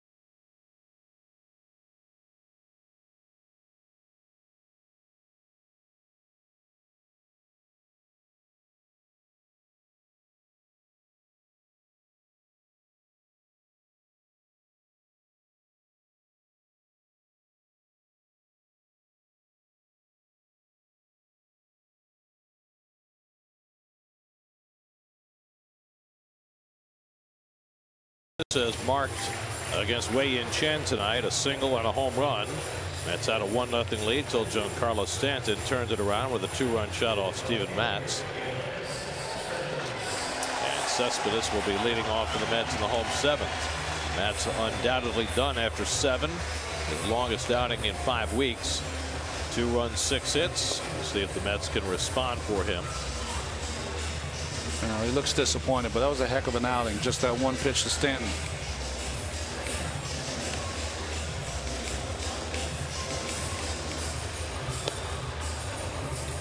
Wei-Yin Chen, who had a turn at bat to end that last inning, goes back to the mound, having thrown only 68 pitches through the first 6 innings, and now he has a 2-1 lead. And we'll see how he handles Cespedes, who has had his number so far tonight. Mets have not hit a lot of other balls hard, but Cespedes drilled a base hit to left in the first and then socked one off the second deck for a home run in the 4th. 5 for 7 in this series. Now, much like Stanton, 82% of his ground balls to the left of second base. That information provided to us by Baseball Info Solutions, and yet the Marlins deciding not to overshift. Well, what we usually, I call a shift anytime they're out of position, playing the pole or the other way. Sometimes some teams have the second baseman on the left side of second base, but they don't have Rojas here. That to me is a real overshift, but there's a lot of different ways to judge a shift. I think when they count the number of shifts that are played by various teams or against various hitters, they only counted when there are 3 infielders on one side of the infield. So you're right, there are modified shifts that are still shifts. The Marlins have overshifted, I guess is the better way of putting it, fewer times than any team in the major leagues. And the Mets are in the bottom 5 in the number of overshifts they've employed.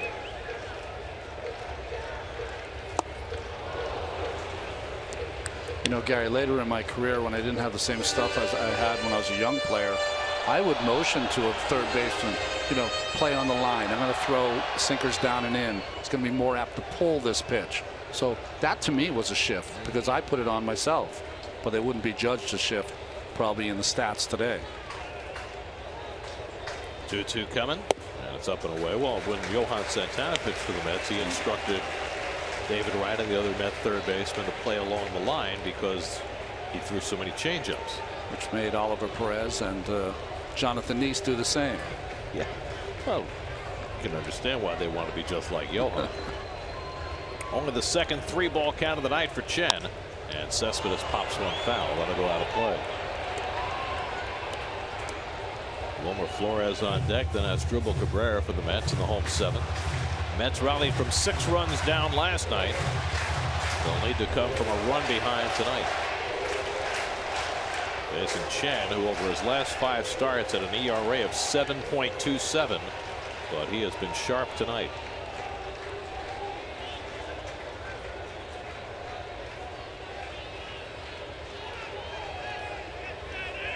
Inside, and Cespedes is on base for the 3rd time. First walk of the night given up by Chen. He's one of the top 10 control pitchers in the league. But understandably pitching carefully to Cespedes, and now the Mets have the tying run aboard. Well, that was a heck of an at-bat by Cespedes. He fouled off a real nasty changeup the pitch prior to walking. So now it's Flores hitting cleanup tonight. He's flied out twice. Kyle Barraclough, who had a rough night last night, on call in the Marlins bullpen.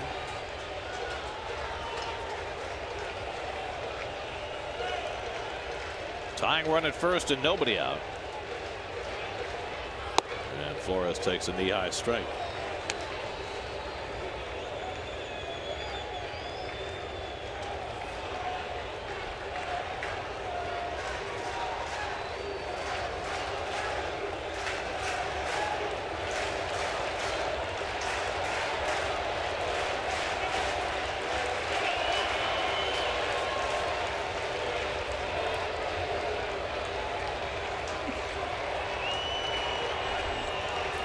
Asdrubal Cabrera on deck.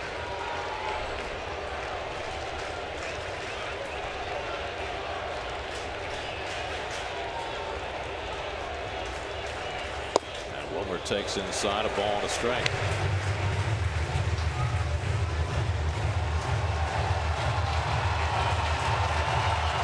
Wei-Yin Chen, a native of Taiwan. He's the 2nd winningest pitcher ever from Taiwan. Only Chen Ming Wang has one more. Chen with 50 wins, Wang 67. And much like Cespedes, he was able to become a free agent after just 4 years in the major leagues.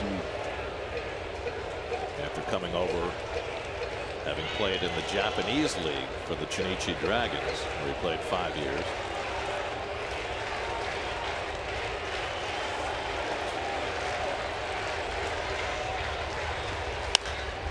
It up, shallow center field, and it's Stanton who will take charge of it. 1 out. Well, we always talk about our stage manager Russ Velkin, and here he is. He's modeling the fedora, which will be given away now. Looks a little different with a headset on top of it, but there you go. That's a very good look for Russ, our official hat model. It was very nice that you covered up the plaid shirt underneath with the blue. Looks very nice. You couldn't even have given him an SNY shirt? Okay, more importantly, some fish. No. So that's the fedora that will be given away on Saturday night. In case you're short a fedora. It certainly makes a statement with the blue and orange checks. Or a worn out fedora. There's Cabrera, who's 0 for 2. And Chen pops the outside corner, 0-1. I can just picture everybody running to the phones to call for tickets, having seen that fedora. They are ready to rock. That's the first time we've had a stage manager model stuff for us. I like that. I think we should do that more often. We keep making strides on this broadcast. Not necessarily strides in a particular direction, but strides nonetheless. No, I think that was in a particular direction.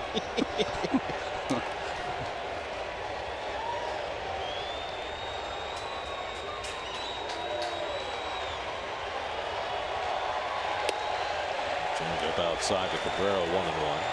The Brewers have gone in front of the Nationals 3-1 in the 6th on an Hernan Perez home run against Gio Gonzalez. 3-1.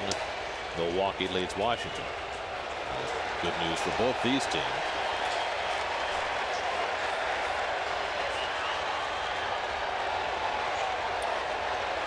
One and one to Cabrera with Cespedes aboard.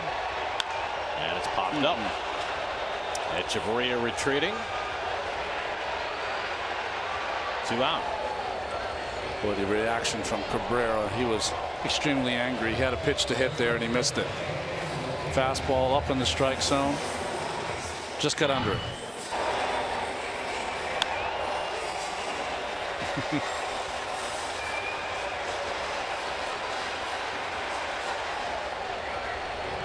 So 2 out. Cespedes still at first. And now James Loney, who's been up twice and grounded out both times. Loney came into the night with more career at bats against Wei-Yin Chen than anybody else in the lineup. He's now 8 for 26 against Chen, over 300 against him. So they both played in the American League East. Fastball strike.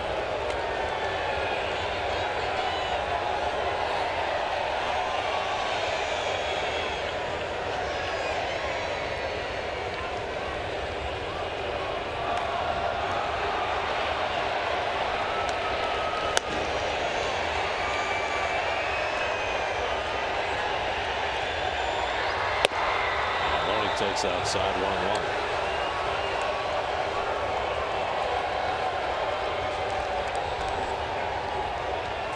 Juan Lagares would be next.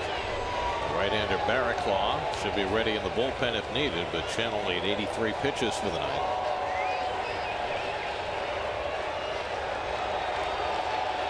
Line the other way, and Loney's got a base hit. Cespedes pulls in at second, and the Mets have 2 men on. Well, that little cutter away, but it's up. And Loney has done a nice job ever since coming to the Mets and being able to hit the ball the other way. High leg kick, concentration on the baseball, and hitting it the other way. So now the tying run is at second.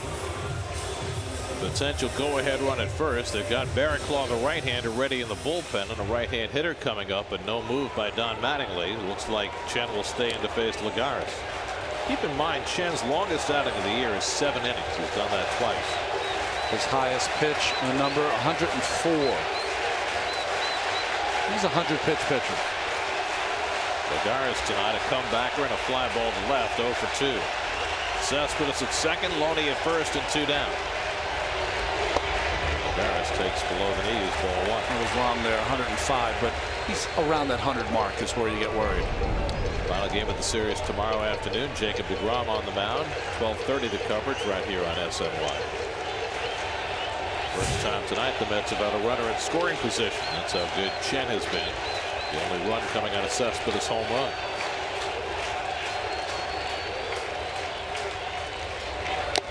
Lagares foul tips the fastball, 1-1.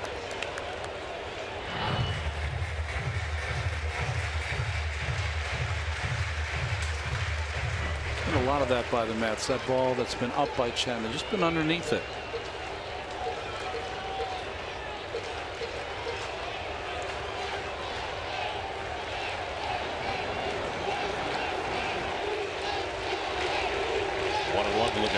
And he lines one the other way. On comes Stanton, sliding, and he makes the catch.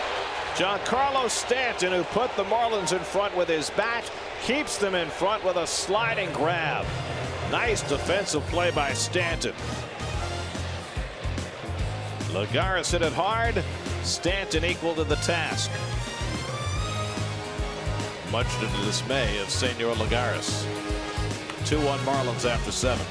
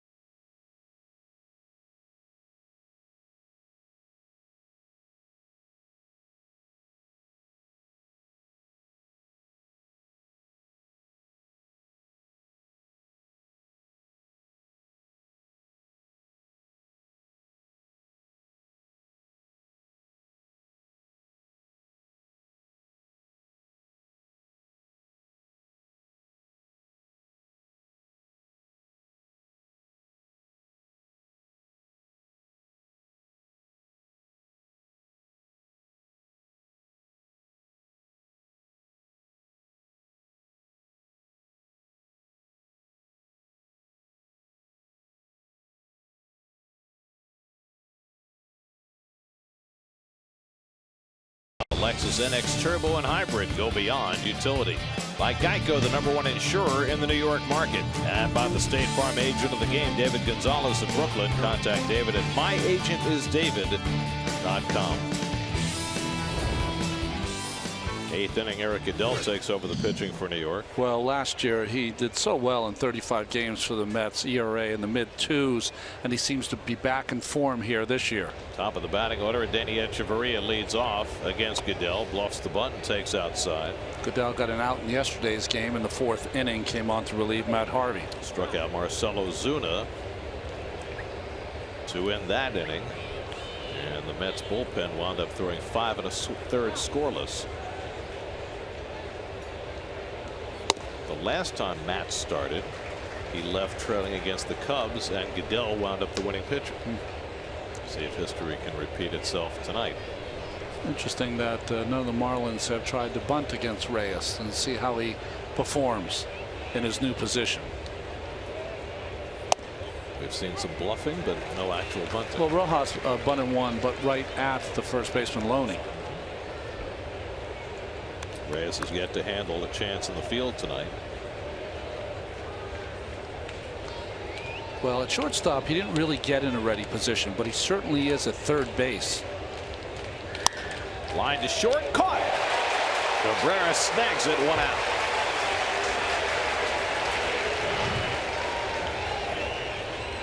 Line drive from Echeverria and Cabrera, perfectly placed or positioned. It's an interesting call on Reyes' ready position, though, because he used to stand straight up and down at shortstop, but you just can't do that on the corner. Yeah, he was like a little indifferent at shortstop because he had just such great athletic skills. But at third base, you got to get kind of lower and be in a ready position because you can get a rocket. Well, he's tried to get advice from some pretty fair third basemen. Edgardo Alfonso was teaching him last week when he was in Brooklyn. He's asked his former left side of the infield mate David Wright for pointers as well. Yeah, he's down a little lower. I'm going to ask him tomorrow, but that glove looks a little bigger than the one he used to use at shortstop, which would make sense too.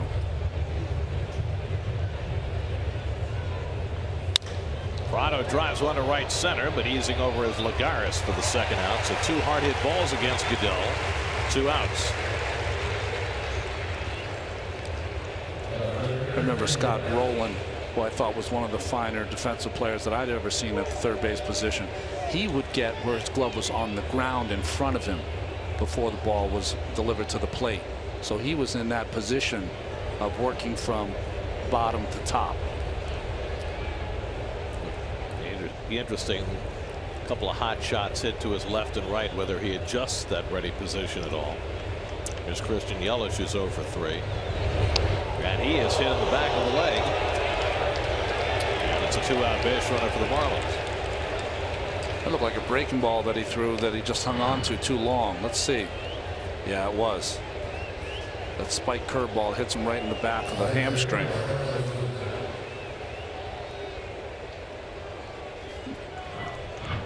So the Pete Davidson lookalike goes to first base. And now Marcell Ozuna, whom Goodell struck out last night.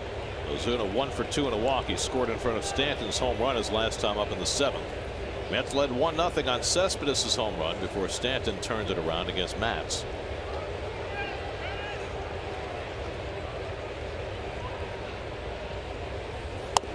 And Goodell starts him off with a fastball for a strike. Fernando Rodney, who was named to the All-Star team today, up in the Marlins bullpen. That's got to Rodney for their game-winning rally last night. Antonio Bastardo staying ready in the Mets bullpen. Yelich at first. He can steal an occasional base. And Ozuna lines one the other way, just foul.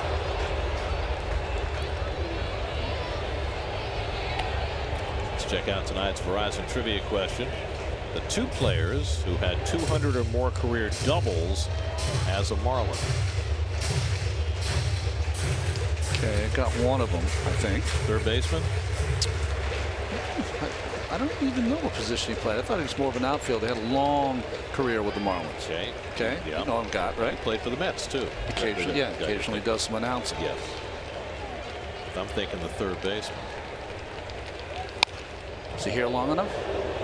Oh yeah. Shortstop then third baseman. Third baseman now does a little studio work on the MLB Network. That's that guy. Yes, that makes sense.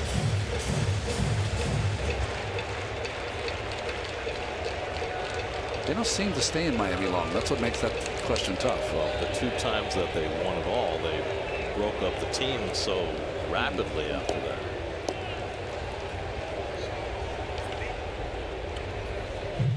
Gary Collins studying his lineup card. Mets will have 8, 9, and 1 in their order coming up in the bottom of the 8th. First, Goodell has to get through this top of the 8th with Stanton looming on deck.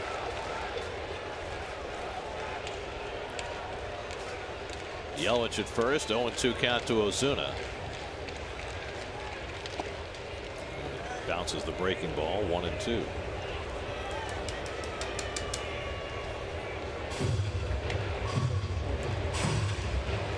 Marlins came into being in 1993.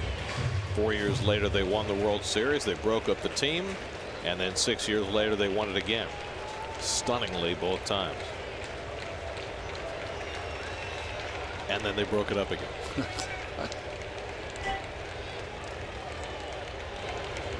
2012 they moved into a new ballpark, spent a lot of money, had a terrible year, broke it up again. That's right. Now they've got a nice young team assembled. They'll probably use a little starting pitching, but they've got good starting pitching tonight, and they've got themselves a lead. 1-2 from Goodell to Ozuna. He bounces the splitter. 2-2.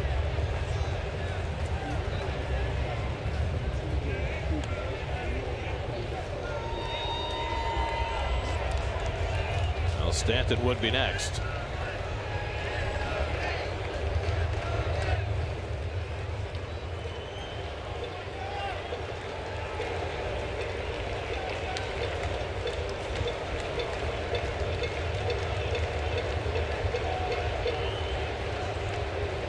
Two coming, and he lays off the fastball. 3-2. So he got ahead 0-2. Goodell did. Missed with a breaking ball, missed with a splitter, missed with a fastball. Now he's gone full, and Yelich will be in motion.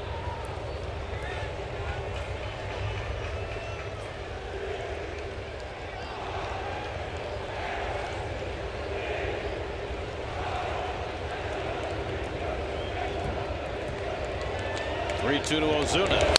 Hit hard toward the hole, a base hit. So Ozuna, who struck out against Goodell last night, gets a 3-2 splitter and pulls it through the hole for his second hit of the night. And that'll get Stanton to the plate. Yeah, more importantly, he gets Giancarlo Stanton to the plate. Splitter just stays right in the middle of the plate. I was watching Reyes. He moved a little early towards the line, which lets you know that a breaking pitch was coming. Chance to go to third for Yelich. So now Stanton, who hit the 2-run homer to put the Marlins in front in the 7th, his 16th home run of the year. It was his 23rd career home run against the Mets, and it was a laser beam. Just a changeup from Steven Matz. And as a pitcher, you're hoping that that ball's going to come down at some point and stay in the ballpark. Not when he hits him.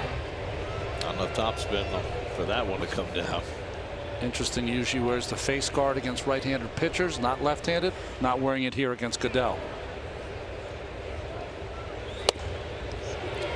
Off the plate now. It's 2-0. Consider this: Stanton, 23 home runs against the Mets. He's 26 years old. The all-time leader in home runs against the Mets, Willie Stargell, he had 60. When he was 26 years old, he only had 19 against the Mets. So Stanton is ahead of Stargell's pace. Goodell behind him, 2-0. And he misses low, 3-0. This has not been easy for Goodell. He got the first 2 men out, but both on hard line drives, one to short and one to center. He hit Yelich with a breaking ball. Couldn't put Ozuna away, and he got a base hit. And now he's 3-0 to Stanton. Yeah, his control is off tonight. Got another right-hand hitter on deck, Chris Johnson. The starter is ready, but it's Goodell facing Stanton, 3-0, and he swings and pops one foul. And that'll come back out of play. Stanton's only hit 1 home run in his career on a 3-0 count. But he took a shot there. 197 big league home runs for Stanton. And now Addison Reed begins to throw.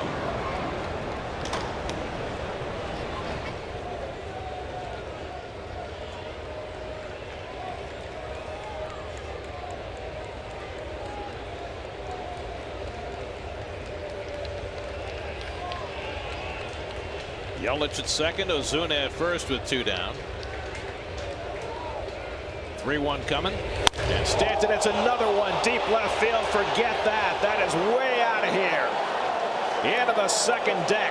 A 3-run shot for Giancarlo Stanton, his second of the night. He's driven in all 5 Miami runs, and the Marlins lead it 5-1.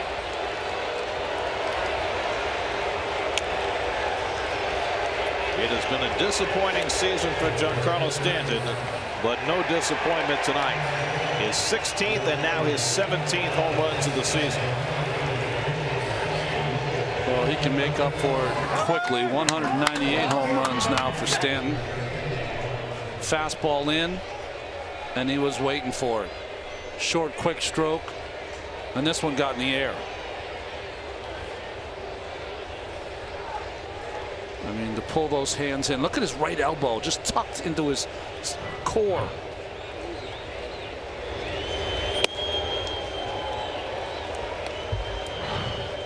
You know, most home run hitters put a little backspin on the ball, and there might have been some backspin on this one. But usually with Stanton, he swings from the top to bottom. He is a Willie McCovey-like the way he hits the ball. 17th time in his career he's hit multiple home runs in the same game. Watch this right elbow as he pulls it in so he can get to that inside fastball. It's right up against his stomach. He's a line drive hitter that is so strong that they go out of the ballpark.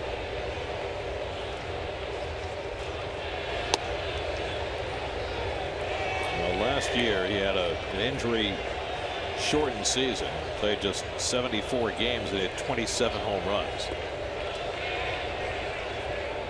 Just past the midway point of this season, 17, but it's starting to pick up for him. Better splitter by Goodell, 2-2 to Johnson. Well, before this homestand, Eric Goodell had given up only one home run in his career. He gave up one to Ben Zobrist the other day, and now he's given up one to Stanton. So that's 3 now in his career.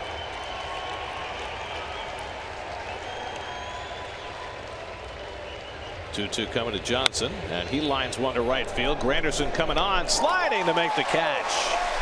Nicely done by Granderson, but everything in that inning was hit hard against Goodell.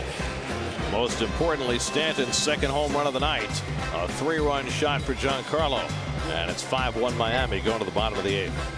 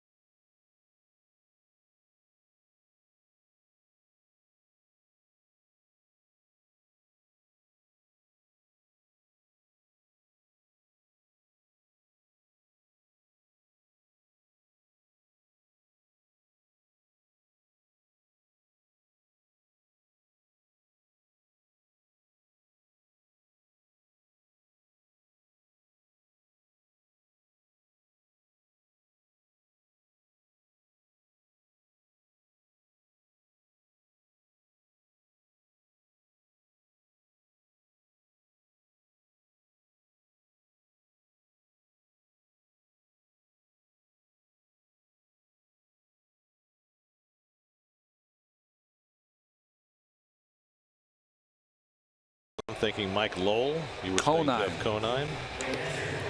Lowell and Ramirez. Hanley has now hit doubles off the Green Monster. SNY Play Ball and the New York Jets are looking to help local leagues in need with grants, equipment donations, clinics, and special Jets experiences. Does your league need assistance? Apply it today at sny.tv/playball. 39-year-old Fernando Rodney today was named to the National League All-Star team, his 3rd All-Star selection. For his work that he did in San Diego, but in yesterday's ball game he gave up that ringing 2-run double to Cespedes. He had allowed just 1 earned run all season before last night. Now he'll try and rebound. Travis d'Arnaud leads off against him.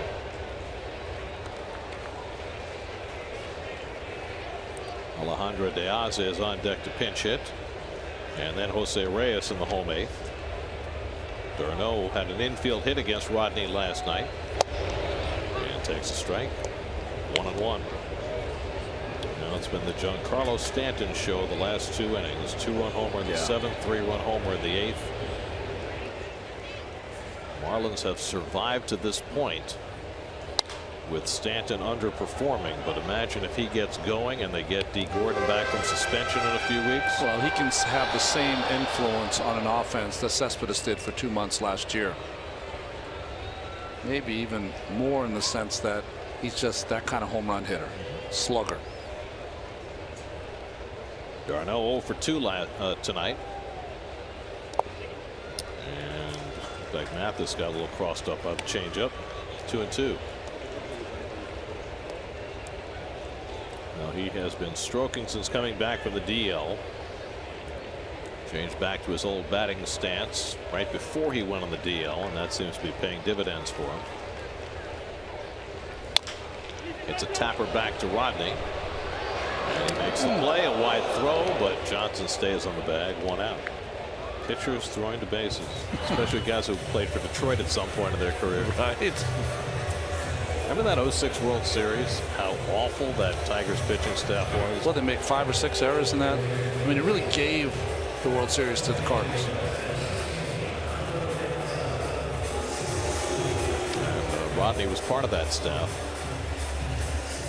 Here's De Aza pinch hitting.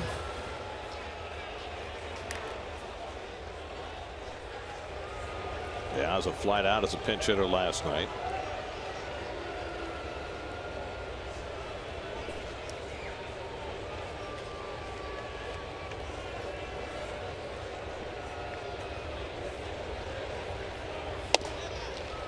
After all the offense the Mets accumulated the last 5 days, 40 runs in those 5 games.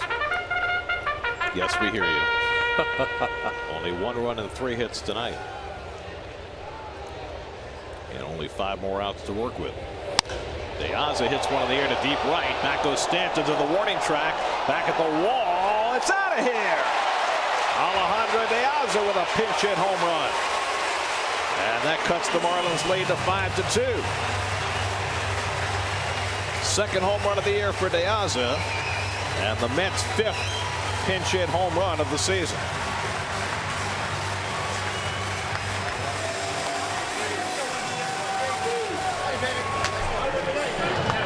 It's got to feel like a torrent of runs for Rodney after only giving up 1 in San Diego. 2 last night, and a home run here by De Aza. Reyes takes a changeup for a strike. Stanton was trying to make it an all-world game. The only thing he's done wrong all night does not have 17-foot arms. Slap toward short. Echeverria in to field it. Low throw, but handled by Johnson. He's done a nice job at first base tonight. And that's the 2nd out. Echeverria came in. I think he thought he had Jose Reyes from 2006 running down the line. There was a little panic. A nice play by Johnson. Said that a lot the first 2 games. So 2 out and nobody on. Now Curtis Granderson is 0 for 3 tonight. Struck out twice against Wei-Yin Chen, who was terrific over 7 innings. Chen allowed 1 run, 3 hits, a walk, 5 strikeouts. So Reyes now 0 for 4 in his return to the Mets. You know, you never know what's going to happen in the course of a game or a group of games. Yeah. But we talked about it right at the outset tonight. You've got a team that has been rolling offensively, and the timing of Reyes's entry into the lineup is a little odd, right? You've scored 40 runs in the last 5 games, and then you make a change. Well, you know, and I'm not judging it on the 0 for 4 here, but I found it odd because of what we spoke about, 40 runs in 5 games.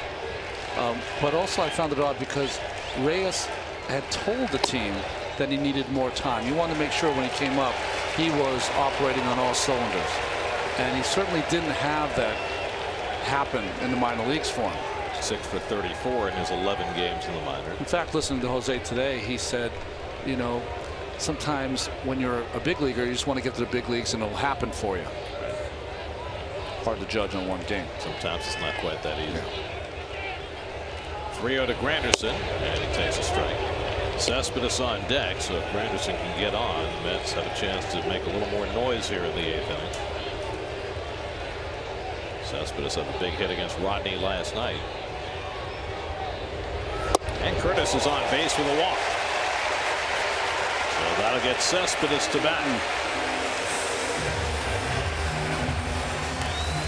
Rodney, who was so impeccable before the deal that brought him to Miami, showing a little vulnerability the last couple of nights.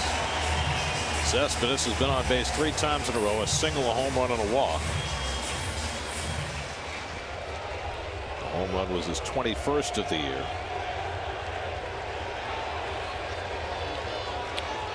Going extremely deep against Cespedes in the outfield. A little shift by Rojas, the second baseman, but the infield is pretty straight up. High changeup for a strike. I don't know about playing that deep. I mean, he's not the tying run. The tying run's on deck. You want to keep Cespedes off base in this spot rather than playing no doubles. And he goes after another off-speed pitch, and it's 0-2. Good change up there. Good late movement. It's also a 2 outs here in this inning. You know, if it's something drops even behind you and a run scores, you still have the lead with 2 outs. Granderson at first, 2 out, and Cespedes takes another changeup outside, 1-2.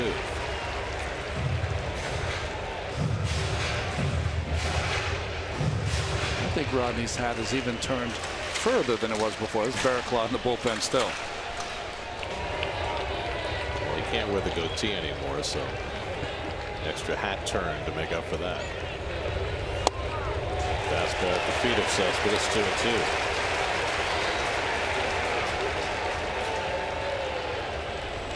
Wilmer Flores would be next.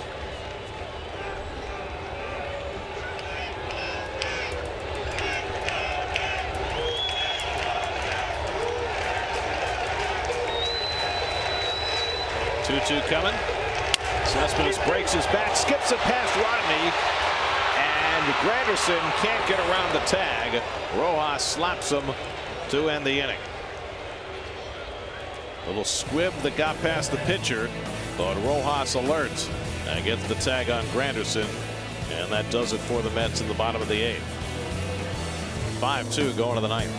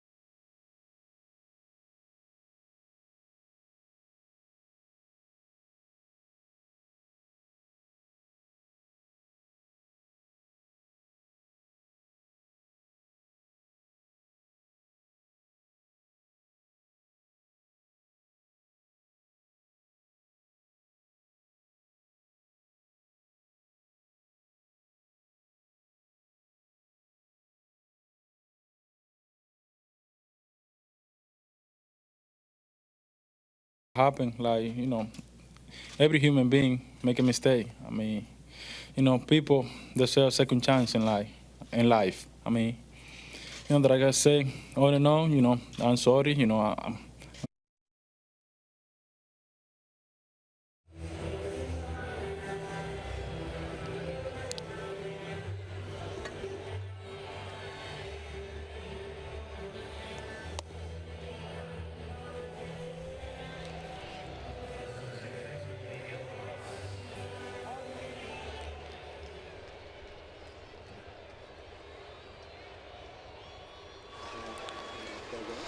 Jose Reyes making his return to the Mets tonight under the cloud of his domestic violence suspension. He was asked before the game what his message was to those who didn't feel as though he should be here.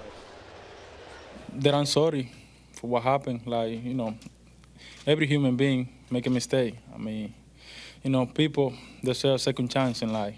in life. I mean, that I gotta say, all in all, I'm sorry. I apologize to a lot of people, to everybody who follow me, to my wife, I mean, my dad, my mom back in Dominican, to all my family, to all the fans who follow me, even the people who don't follow me. I know it's gonna be some people that are gonna hate me, so I understand that. I put myself in that situation, like I said before. But who know me from bottom of their heart, they know, that I'm not that kind of person. I mean, I'm a human being. Human being make a mistake. Nobody is perfect, but you have to learn from the mistake.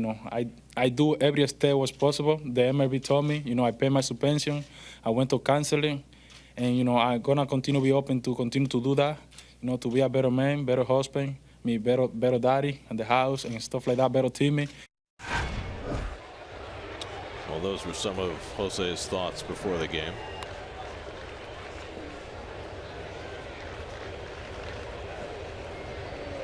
Meanwhile, Miguel Rojas with the leadoff hit against Antonio Bastardo here in the top of the ninth. Then the old Juan Lagares out in center field, holding him to a single.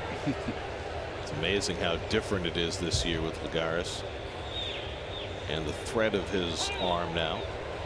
Whereas last year he really couldn't throw much at all with the bad elbow. And it's funny that well, not funny, but the inability to throw affected his entire defensive game. Jeff Mathis 1 for 3 tonight. Cole Gillespie out on deck to pinch hit. Mathis bunting and foul at the plate.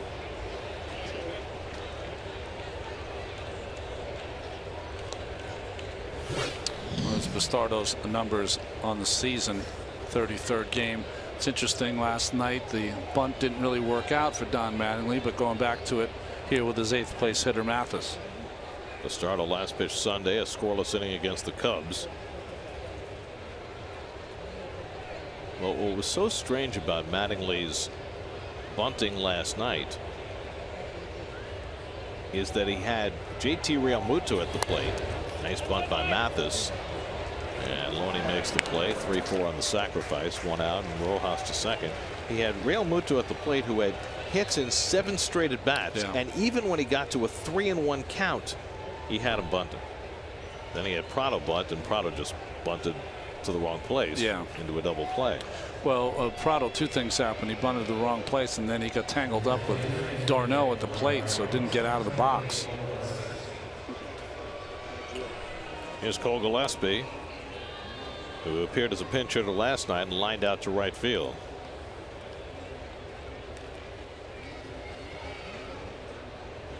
Rojas at second and 1 out.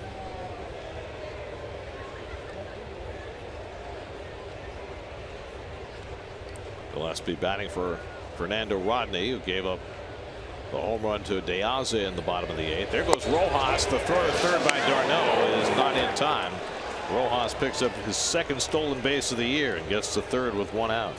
Well, the Mets and Bastardo just fell asleep here. No one keeping the runner close with the right-handed hitter up Gillespie. That's on Wilmer Flores, the second baseman, to fake in there to make sure that Rojas doesn't get a walking lead. He did not do that, so Rojas took advantage. I believe that's the first time Reyes has touched the ball tonight on that throw to third. Infield comes in, a 1-strike count on Gillespie. And it's up and away, 1-1. Let's check in with Steve Gelb. Steve? Gary, even though d'Arnaud didn't make the play right there, his throwing since coming back from the DL has been drastically better than before. And he actually said that when he was returning and making his rehab starts, he would actually feel in that shoulder some pain if he tried to extend too far back with the throw. That's why you're seeing so much quicker to the throwing position now and so much more efficient with d'Arnaud's throwing. So the injury kind of shortened up his release point, which is what you want from your catcher. Absolutely. And it wasn't he that lost the play. He made a perfect throw down at third base, good footwork, and a strike. It's just that Rojas got such a big jump.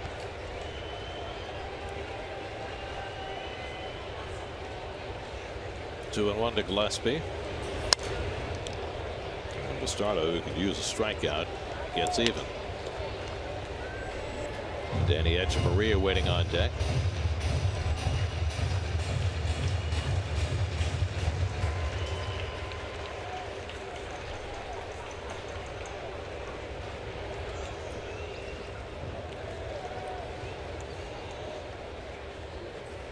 Rojas at third and 1 out. And Gillespie pops one foul.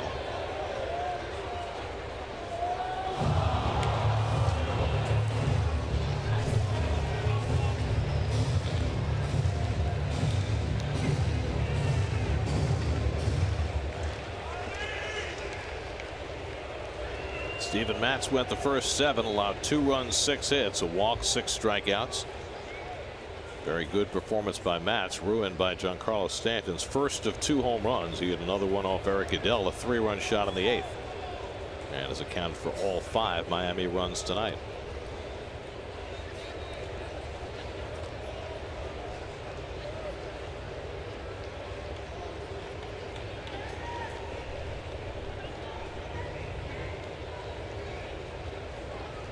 Two coming. And it bounces into Gillespie, knocked down with a chest protector by d'Arnaud. Full count. This ball hit before the plate, so that always makes it more difficult on the catcher. It's pretty perfect form there by d'Arnaud. 10 away from 3,000. No bat in his hands with the left-hander on the mound.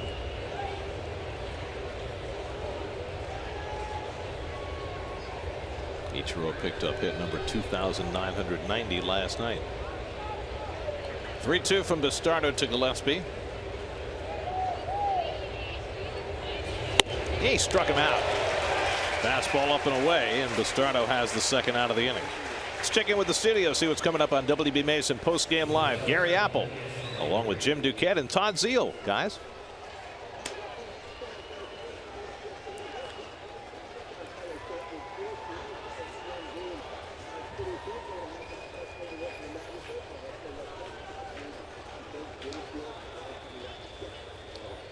Just for the record, this is not Todd's SNY debut. If you'll remember the 2006 postseason, standing out in the parking lot at Dodger Stadium with Todd, doing those pre and post game reports. So is he on the contract every 10 years? He pays a visit? Well, you know, he's a big time movie producer, so it's big hard, time. It's hard to wrestle Todd away from his other pursuits, but it's good to have him in the house. It's a reminder of 2000. Great year in Mets history. Echeverria with a big cut, and it's 0-2. Also hard to wrestle Todd away from California. Echeverria is 0 for 4 tonight. A.J. Ramos on the right, just named to the All-Star team today. Nick Whitgren on the left. Ramos if it's a save chance. Whitgren presumably if it's not. 0-2 coming. And Echeverria chases a high fastball, and Bastardo squirms his way out of trouble in the 9th with back-to-back strikeouts. Nice job by Bastardo. We go to the bottom of the 9th. The Mets' 5-game winning streak on the line.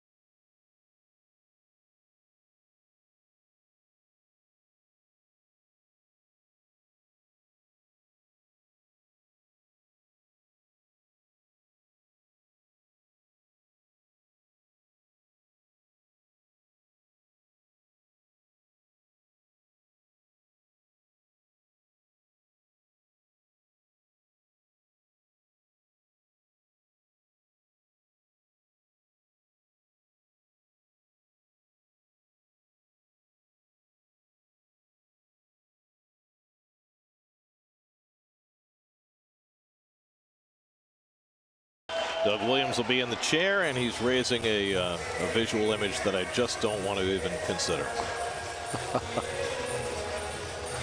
That's after the postgame show tonight on SNY. A.J. Ramos, the Marlins closer, just named to the All-Star team today. Yeah, just having a fantastic season. Blew his last save. He was perfect, 24 for 24 before that time, but all the other numbers are just great for Ramos. Wilmer Flores will lead off in the last of the ninth. Wilmer's been up 3 times, flied out all 3. Ramos trying to save it for Wei-Yin Chen, who went a terrific 7 tonight. Fernando Rodney gave up a home run in the 8th, and now Flores leads off against Ramos and takes a slider for a strike. A.J. Ramos is the rare closer who throws every pitch. And he enjoys throwing every pitch. Got the good hard curveball. Will throw a slider occasionally. Good fastball, 93 plus, and that hard hook. And quickly ahead on Flores, 0-2.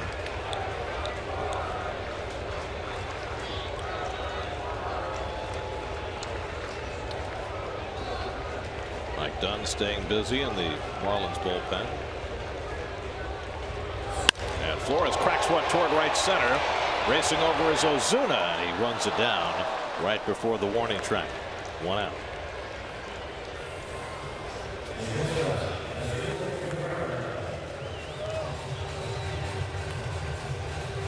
So 1 out and nobody on. Now is Drupal Cabrera, who's 0 for 3. Flied out, grounded out, popped up.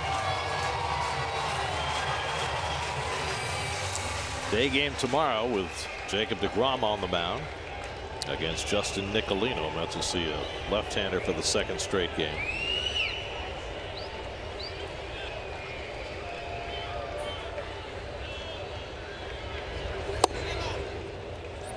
There's the curveball inside, ball 1.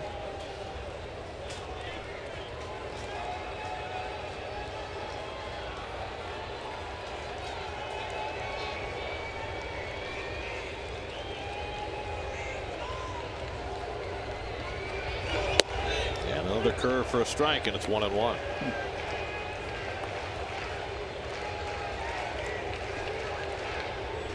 James Loney waiting on deck.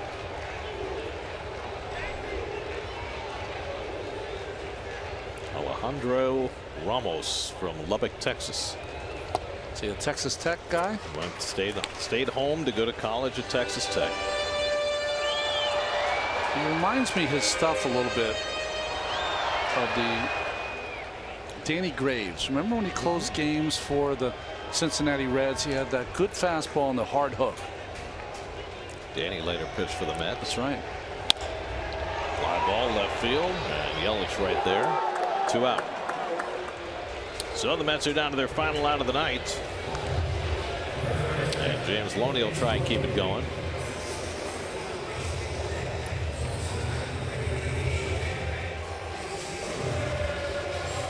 Banged out 22 runs and 35 hits the last 2 days. Just 2 runs and 4 hits today. 2 solo shots. Cespedes homered in the 4th. De Aza hit a pinch hit home run in the 8th, and that's been it. Not enough to overcome 2 home runs from Giancarlo Stanton, accounting for all 5 Miami runs. In that 5-game stretch, the professional at bats that the Mets were taking, it gave them many opportunities, many chances. Certainly not the case tonight. Loney pulls one, down. 1-1.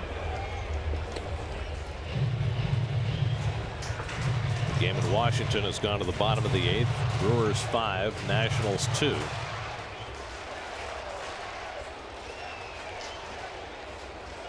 Phillies won again tonight. They beat the Braves. That's 7 of 8 now for the Phillies, who had 4 home runs tonight.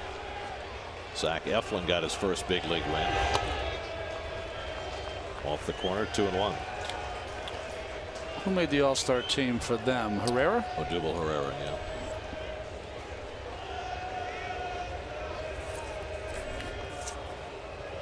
And for the Braves, Julio Teheran. Teheran for the Braves. Although whether he can make it or not with that infection, we'll see. Now it's 3-1 on Loney. Juan Lagares would be next, although Kelly Johnson has come out on deck to bat for him.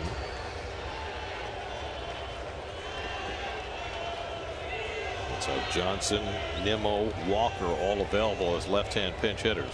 They've already used De Aza, who had a pinch hit home run.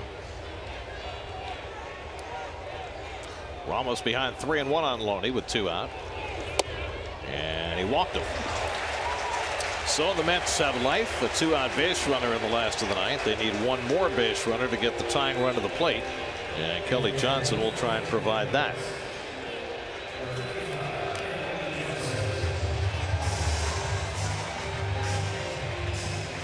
So Kelly, who has hit awfully well since coming back to the Mets, 21 games, he's hitting .319 since his return.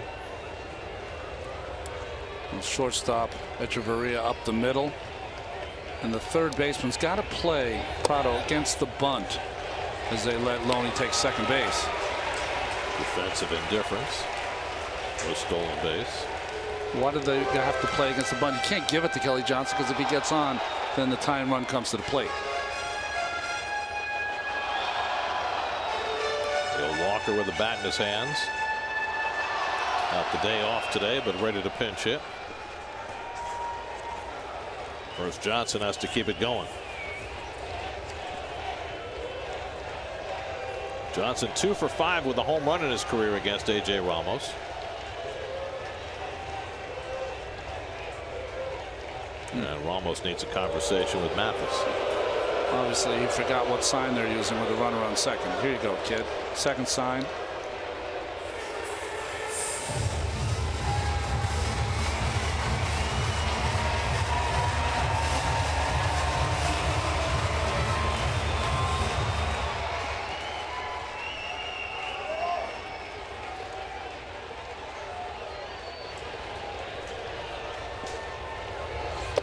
And Ramos unhappy with himself after walking Loney. Now he's 2-0 to Johnson. Travis d'Arnaud waiting on deck. Wearing Darryl Strawberry's number. Channeling. Perhaps that bodes well for a big at bat. Ramos has struggled with walks this year. It's been a persistent problem in his career this year. 5.2 walks per 9 innings. Well, part of his strength is that he throws 4 pitches as a reliever, closer. That's part of his weakness too. Can he get them all over? Johnson takes a strike, 3-1.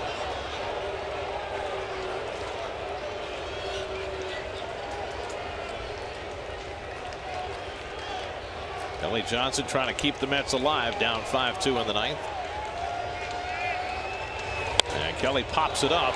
Coming back for a look is Mathis, but that's in the crowd. And now the Mets are down to their final strike.